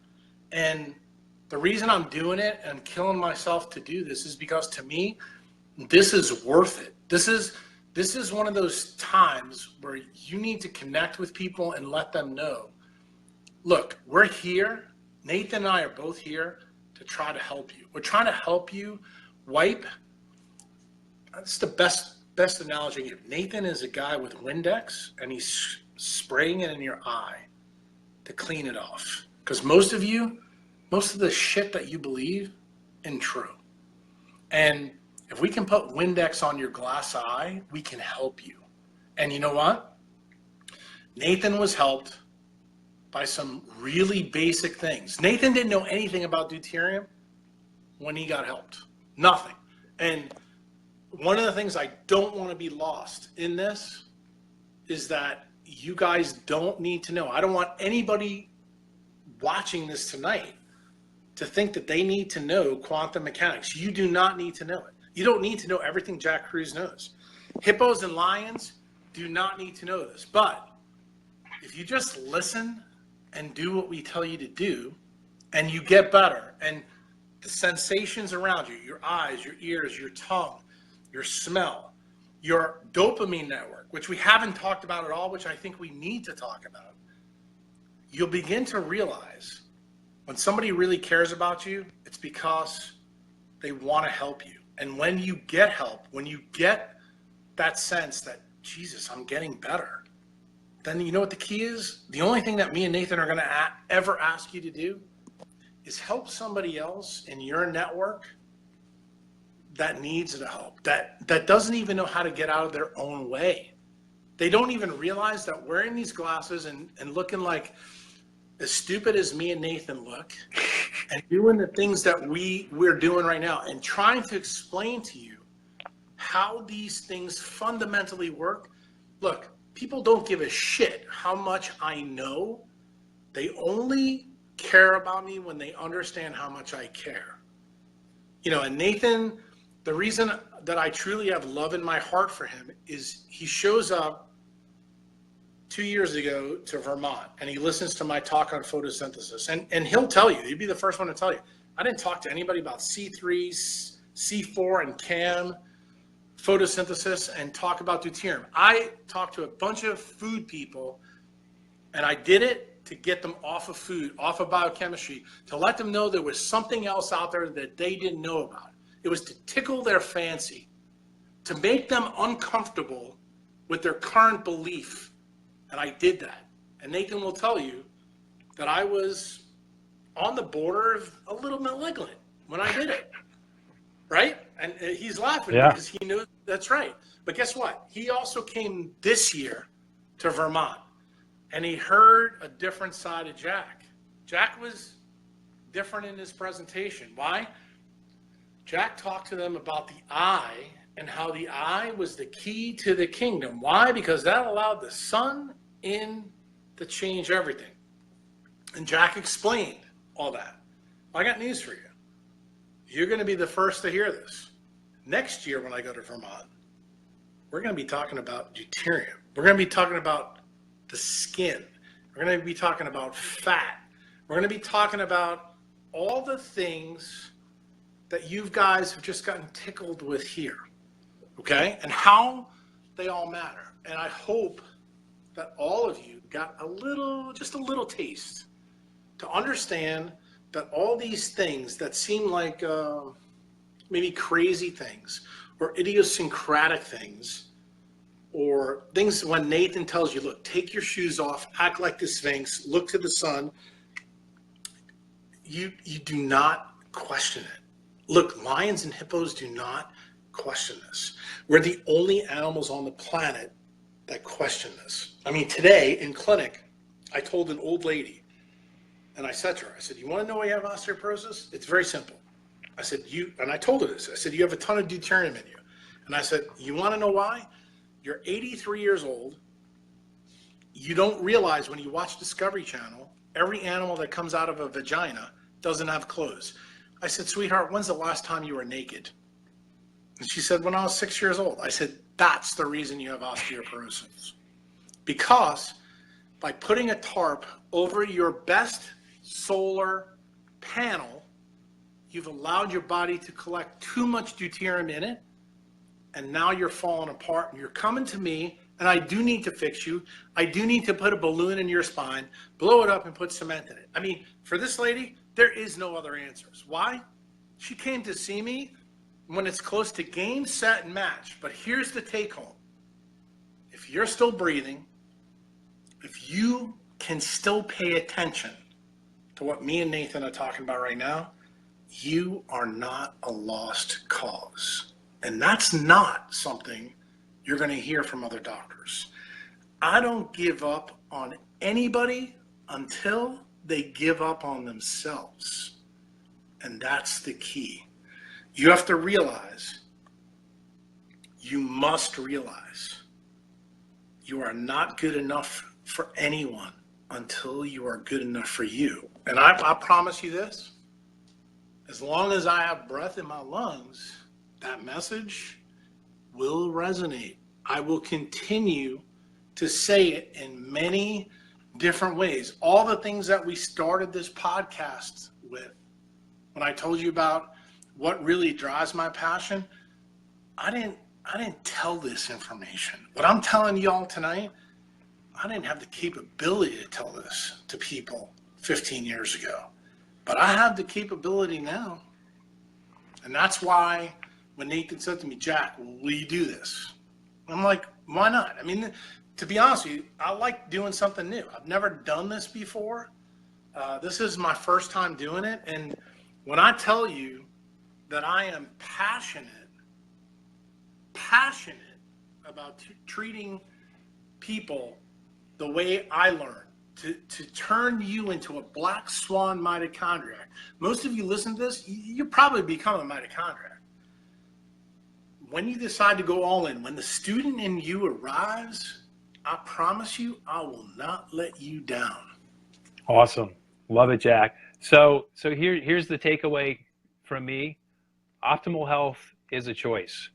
And if you've been struggling, if you had different symptoms, different issues, a disease, never stop looking for answers. And I hope you found some answers tonight. Jack shared a lot of things, definitely a lot of food for thought. You're probably going to want to go back and re-listen to this to pick up some of the things that you may have missed. But real quick, before we wrap up, if you enjoyed tonight's event, Jack is doing a live event on YouTube on the 17th. Yeah, but it's again, this is, I'm doing a couple of firsts this month. When Nathan asked me to do this, I said, look, I'll try it. I have no freaking idea how it's going to go. This actually was pretty cool. I got to be honest with you. From my perspective, I would do this again. I've enjoyed it. It's actually kind of allowed me to be a little bit more real, more like how I am in my own environment. And it's been fun. It's actually, for me, it's been actually a little bit therapeutic, because it's got me to think about things that I haven't thought about in a while. But I want you to know that I'm committed to doing live events. I'm not as committed to doing live events as I was in the last 5 or 6 years. I probably will go to Vermont this year, but Nathan's event here tonight, I decided to do because I love the guy. He's a great guy. If you guys ever have a chance to meet him, you need to spend a little time with him. I mean, I would like to spend more time with him. I'm kind of pissed off that he's not coming to Mexico, but I get it. He's got a new baby. But you guys are staying at a resort that doesn't allow children. Yeah, but there's a resort right next door that does. Don't make excuses. The key is, I guess what I'm trying to say, and this is one thing I wish we would have tackled tonight, is that we would have tackled the dopamine network question, because what I want everybody to know is Nathan is one of the guys in my dopamine network. I would never trim him, because he is trying to do what I'm trying to do for you. And I can't tell you how much I respect that about him. And that's the reason why I'm willing to sacrifice holding this damn cell phone for this long, because to me, it's worth it. The risk-benefit ratio for me as a surgeon tells me that the people that have watched this, this may affect somebody in a good way, and it's important. But the live event that we're going to be doing, I have a Q&A for my December webinar. I did my December webinar. For those of you who don't know, one of my members on the site had cancer, and he was talking a bunch of bullshit on the forum, to be quite frank with you, and it just aggravated the shit out of me. And his name is Philip Malone. He's not on this call, but I'm going to tell you this right now. When I did the last 2 months webinar in October and November, I told him, I said, this webinar that I'm going to give to you in December, you probably don't need for 6 months from now, but I'm going to give it to you because you need to hear it. And I gave it to him. And I think every member of my site knows that what I said in that webinar was extremely powerful, and it's very detailed, and it really laid out this deuterium issue. Tonight with Nathan learned something tonight. He learned something about what his little girl is really about, what his baby's about, how fruit fits in, why it's a circadian issue. And guess what? I want all of you to know that. Deuterium is not, because, you know, there's going to be the skeptics, there's going to be the people out there who don't know the whole story, who are not reading the blogs, who are not part of the community, that don't understand. Deuterium is not all bad. There's a good side to this story. And I need you guys to know, if you're a black swan mitochondriac, you're going to listen to guys like Nathan when he breaks it down for you.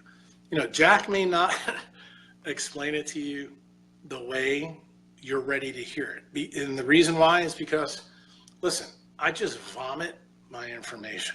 This information has been in my has been in my gut for 12 years, and it has been killing me to tell people all that I know.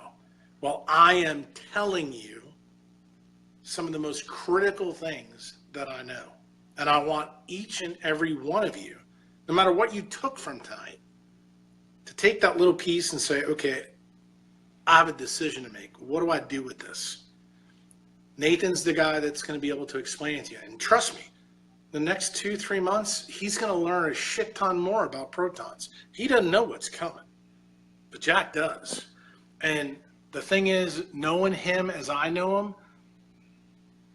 he is going to do his best to make sure that you get the message through his lens in Ithaca so that he can explain it to you. And to me, that's what this is all about. That's what a doctor is. If you diagnose the word in Latin, doctor means teacher. That's what I am. If you look at me, you know, Neil's probably not on this call anymore. He's probably already drinking scotch. But Neil, he's jaded. But doctors teach. That's where my passion is now. I want to teach all of you what I have here, because I believe that each one of you listening to this can learn what I've learned. See, I didn't learn any of this because I was a doctor. I learned it because I was a failure as a doctor, and I was a failure as a patient. And I want you to know that. And I want you to get used to your discomfort. Your discomfort and how you feel right now is a beautiful thing. It's one of the best things that you could ever have. And Nathan started this podcast off by telling you that with his line, with how sick he was.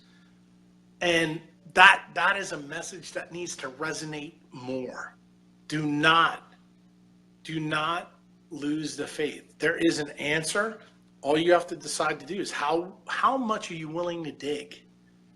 I promise you that nature does have a response for you. And listen, this isn't going to be easy. What I'm teaching people, what I've taught Nathan, what Nathan is teaching people, I mean, I think Nathan would be the first one to tell you this, that this message, when people want to know, it's a tough sell. But the application of what we tell you to do, nothing could be easier. Nothing costs you money. This is the cheapest prescription you're ever going to get from anybody. That I can promise you. Yeah, it's simple, but it's not easy. Right. Are you going to get up every morning and see the sunrise? Are you going to wear these glasses and look like a pecker-fried asshole on the internet? Are you going to, go against your family's beliefs? Are you going to go against your best friends? Do you have the social fabric to tolerate what you're going to have to tolerate? And that's part of the reason why I was kind of hoping we were going to get into that dopamine thing. Because let me just tell you something. Yeah. Well, Jack, we'll do it again. This has been awesome. Thank you. Next time, we'll do it during the day, so we can actually see what Jack looks like. He's a good-looking dude. Nathan, you know what we should do? We should do one from Mexico. Yeah.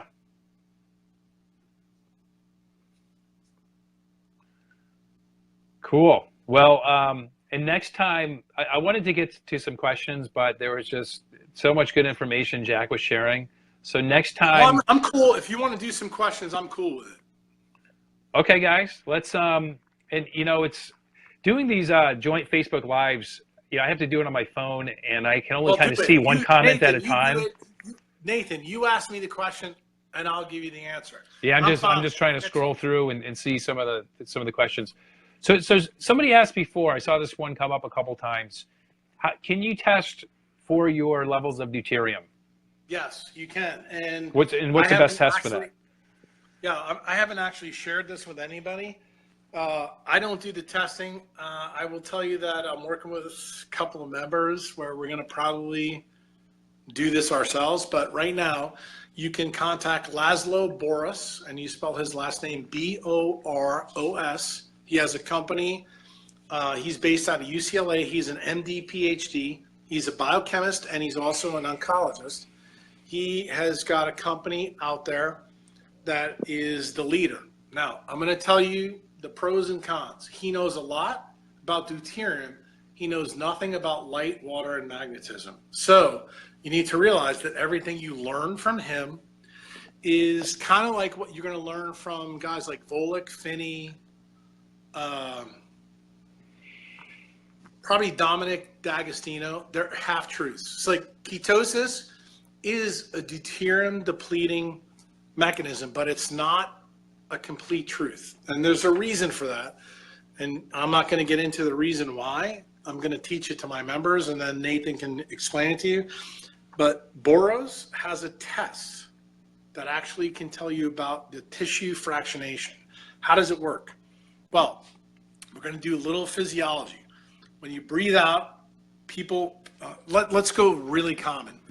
How does photosynthesis work? Photosynthesis takes CO2, takes water from the environment and sunlight, and turns it into sugar. I think everybody learned that in 3rd grade, okay? So you got that part. What does mitochondria do? It reverses that process. So it makes CO2 and it makes water. Where's the water? Well, the water is in your mitochondria. We already talked tonight that water has to be deuterium depleted. And it turns out that's how nature builds your mitochondria. So that's how it should work. What we're telling you tonight, it's not how it really works because it's broken in most people. But what's the part that I just mentioned that you may have slipped your mind? I said the CO2 you breathe out, that air has information in it, quantum information. So it turns out when you breathe into a tube, you can actually estimate your tissue fractionation because of the condensation. So Nathan, now I'm going to give you something that you don't know, that you need to know. Why do the people in Scandinavia sit in geothermal units? And why have I told you for the whole time you've been a member to sit in the hot tub and let the water evaporate or sublimate above it? Because the water that sublimates and evaporates is deuterium depleted. And if you breathe that in, it's good for you. So if you go to like a raging waterfall, that's kind of the same thing too, huh? Right. And that's called the Leonard effect. And for those of you who don't know, Philip Leonard was a guy who was a Nazi, who was against Einstein, who tried to get Einstein completely taken away. The Leonard effect is actually the waterfall effect. It's the opposite effect of what I'm telling you right now. The interesting part that we get back to this test that Boros does, you breathe into the tube, you send this tube to UCLA, they tell you what your tissue fractionation is. Is it 100% linear accurate? The answer is no, it's not. But is it the best test that we have in 2017 right now? And listen, just so you guys know, this will show you how much I like Nathan. I ain't told any of my members what I just told you right now. So you're getting this loud and clear. Firsthand. Right, that's right. And this is the easiest way for you to do it. And then when you get your number back, you don't need to listen to their spiel because they're going to give you their spiel. Then you need to come back, put it on the form, and then I'm going to tell you exactly what to do. Why? Because they don't understand the parts about the PPP. They don't understand the parts about the serine pathway. They don't understand about the parts about light. Light's the big one. The key thing is you need to understand what's the next best step. And then the next best step comes to, in my site, what I want all my members to do is put a journal down. Tell me a little bit about you.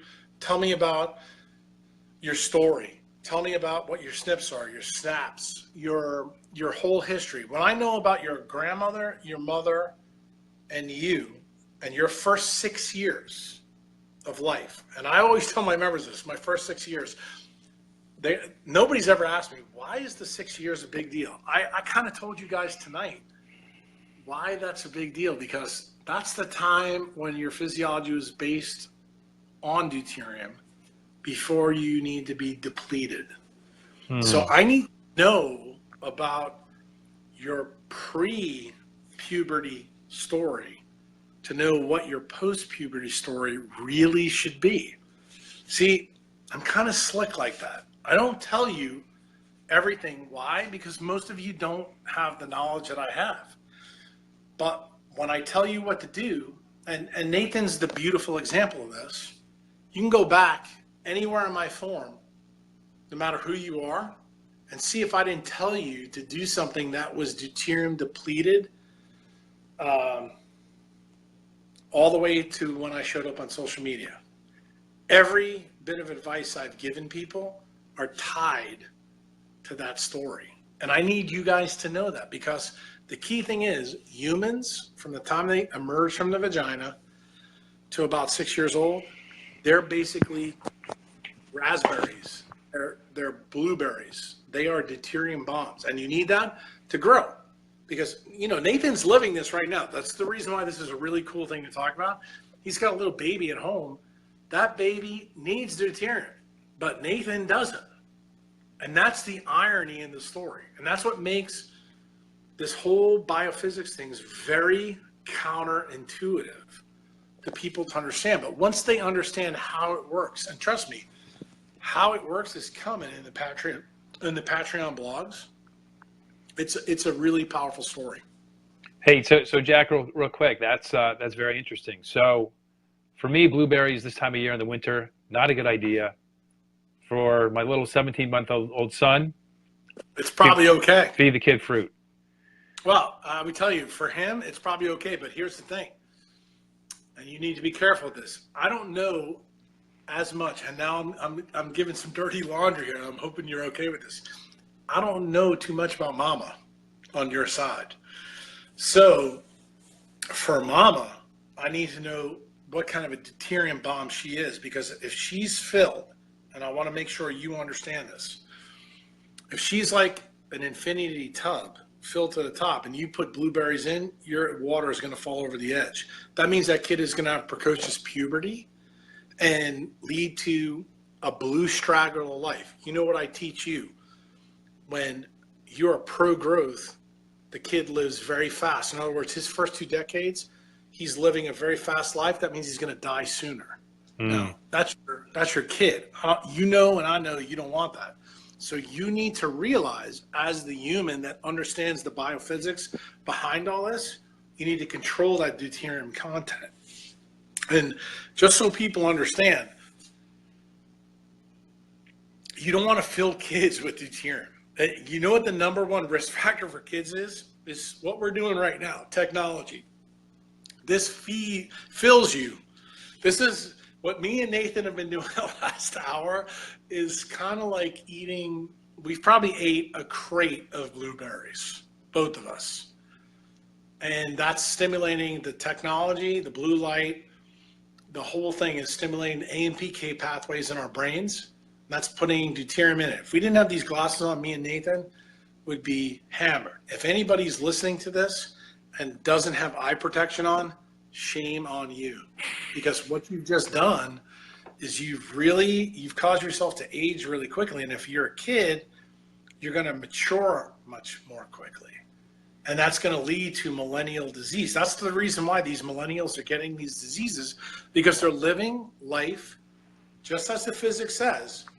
A blue straggler star burns very bright in the first part of its life, but it dies quicker than a red giant will. And that's exactly the same thing that happens in humans. The process is no different. And the key is deuterium is what controls this process. So wireless, non-native EMF, blue light causes us to collect deuterium. And I've told you, past the age of 28, you need to be a deuterium depleter. Prior to that, you need to absorb it. And the way nature does it is it does it in carbohydrates. It does it in fruits. It does it in photosynthetic plants, C3, C4, CAM plants. But guess what? After that effect, that's when you lose it. That's pretty much why all of us did really well the first 2 years of our life. The problem is the new kids that we have, like Nathan's baby, the reason why this is so incredibly important for him, he knows more about that mama than he's going to share on this call. But that baby's got that mitochondria in it. And he needs to be very careful about the type of deuterium he has. So he may not let the baby have blueberries, or I don't know, what do kids eat now? You know, milk duds. That's what I used to eat when I was a kid. He's never had a milk dud, but he does eat a lot of deuterium depleted food. So to kind of follow up, we just talked about how you can test for deuterium. How do you deplete it? You need to avoid blue light. You need to avoid EMFs. All right. You need to drink quality water. You're going to hear it in the future as a member, so I'm going to give it to your members. The best way to do it, ketosis is one part, okay? Sunlight, especially AM sunlight, you must have it every day. Then, based on your SNPs, your haplotype, and your SAPs, depends how much you need midday. You need to limit your use of technology. The other big effect is that the use, when 5G comes, all of us are going to be using methylene blue. The secondary effect, when we start using methylene blue with IVs and deuterium depleted water, we're going to all be using red light. Now, am I going to tell you why? No. Do I already have protocols set up for when the shit hits the fan? You can bet your ass. I've been testing this stuff for 10 years.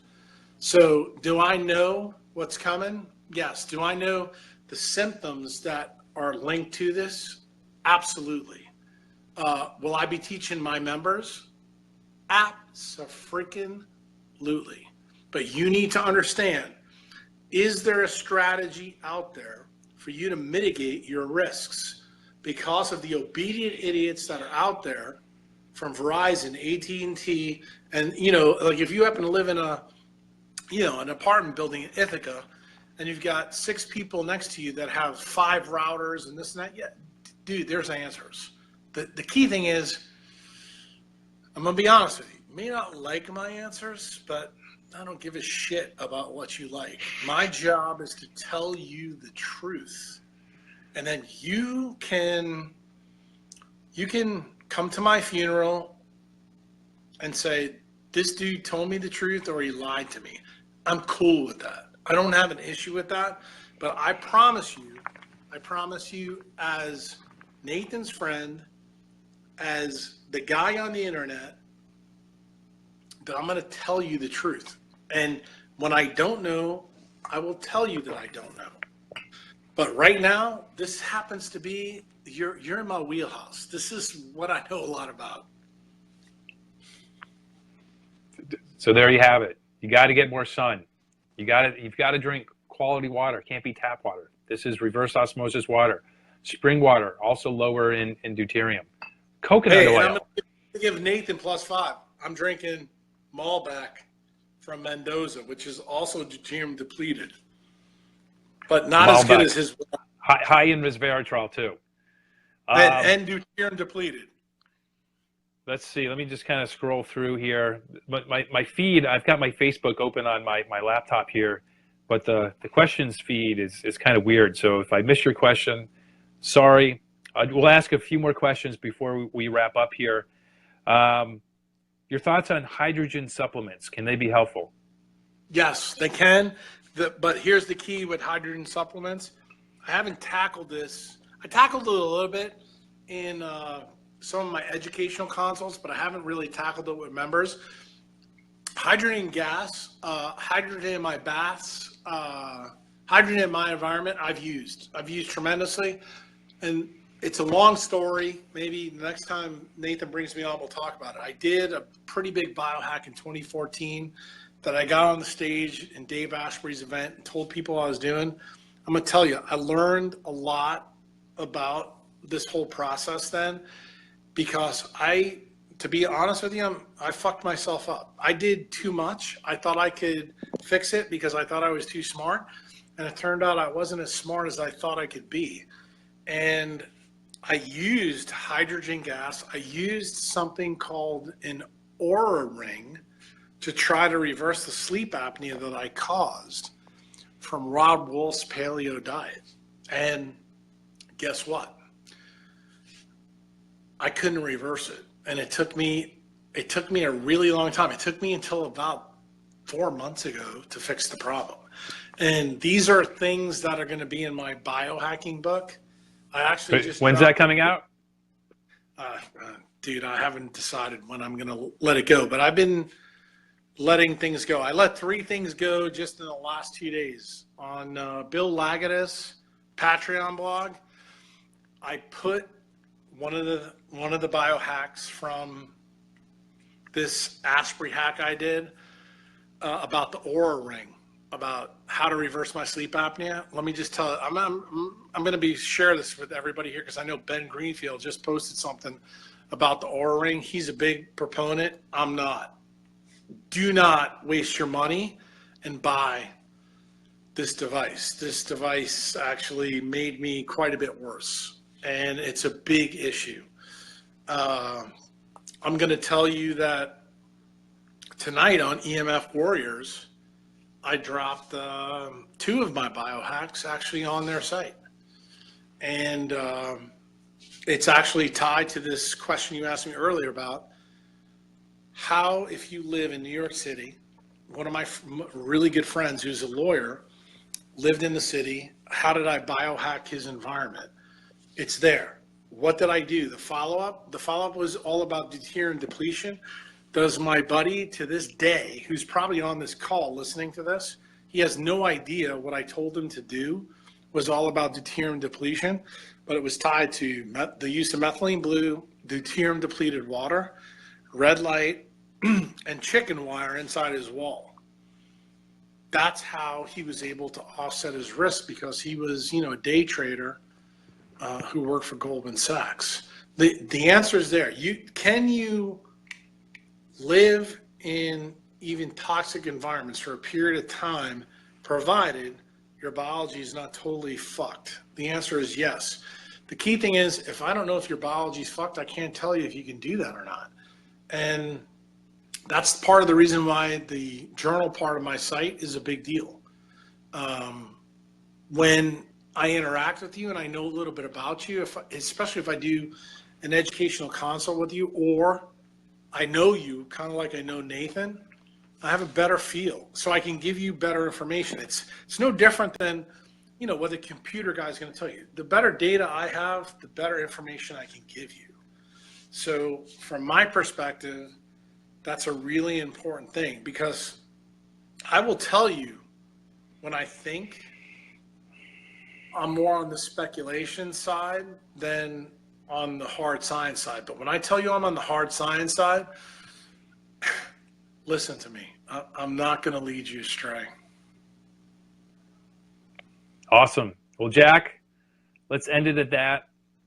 It's been a lot of fun. I really appreciate you coming on and sharing your knowledge, your wisdom with people I'm connected to. And let's do it again. Next time we will get to more questions. And I hope Jack piqued your interest in some things that maybe just weren't in your radar, that you weren't aware of before. And I want to encourage you to explore these issues. When I first discovered Jack, my brain barely worked, but I just started trying things one at a time. And, I'm just a normal dude. I didn't know any of this stuff 4 years ago, but I got really intrigued by it. It really piqued my curiosity, and I just learned more and more. And this is just how I live my life now. So these things are simple. I still feel a little goofy wearing these glasses out at night. I don't know if that ever goes away, but I think at some point, Jack, chime in. At some point, I think there's going to be a tipping point, and you'll be goofy when you're out at night not wearing these glasses. I got to be honest with you, Nathan. When you say that, it kind of makes me laugh, because you haven't been to a Mexico event, and we actually took pictures in the restaurants down in Mexico the last 2 years, and all the waiters wanted to know what the deal was. I got to tell you, your guys, this, because they'll love this, because we're getting ready to head to Mexico for the member event. I had a guy on New Year's Eve come up to me. He was from Canada. He was a wealthy guy who owned his own company. He said, look, he goes, I got to ask you a question, because I see all you guys wearing sunglasses at night, and nobody wears sunglasses on the beach during the day. He goes, what the hell is going on? So the coolest part of this guy's story is, of course, literally, we're talking about, this is 15 minutes before New Year's Eve last year. So while everybody's drinking champagne that I bought, and we're having a great time, and Nathan, you've seen the pictures, I'm teaching this guy about him and his family and his company. And I was like, look, how much money are you spending on your company? And he told me, his company was based in Canada. And I went through the whole thing. I said, well, you're supposed to have great health care. You know, you have national health. He's like, dude, it's killing me. And I'm like, you need to get everybody these glasses. Fast forward. The dude is coming this year. He's now a member. Nice. And he told me that he saved 40% on his health care in his company as a business owner. Let me just tell you something. When I hear stuff like that, that's when you start to realize that if people want to call you batshit crazy for wearing sunglasses at night and not wearing them at the beach, you're cool with it. And I can tell you, this business owner, he has no issues with that at all. Listen, I'm so past what anybody thinks about me, Nathan. I don't give a rat's ass. The only thing I care about is, am I going to stay healthy, and am I going to stay away from my profession? That I care about. That's the bottom line. Optimal health is a choice. Follow Jack's advice if you don't want to meet him for the first time under anesthesia on his operating table. Not a good way to meet him. That's hilarious. So, hey, well, Jack, enjoy, being home alone in your deuterium depleting soup. Next time we'll get the recipe for that, and we'll share it with everyone. But all right, man, take care. It was fun to do. Again, this is my first time ever doing anything like this. It was interesting. Yeah, well, I had a blast. So again, thank you, Jack. Thanks everyone that listened on this call. Jack's website is jackkruse.com. If you're connected to me, my website is journeytooptimalhealth.com. And I'll come back. I'll look at your comments and questions and chime in and answer anything that I missed. And if I don't know the answer, I'll refer it to Jack, and we'll see if we can get an answer from him. So good night. See you guys. All right, take care.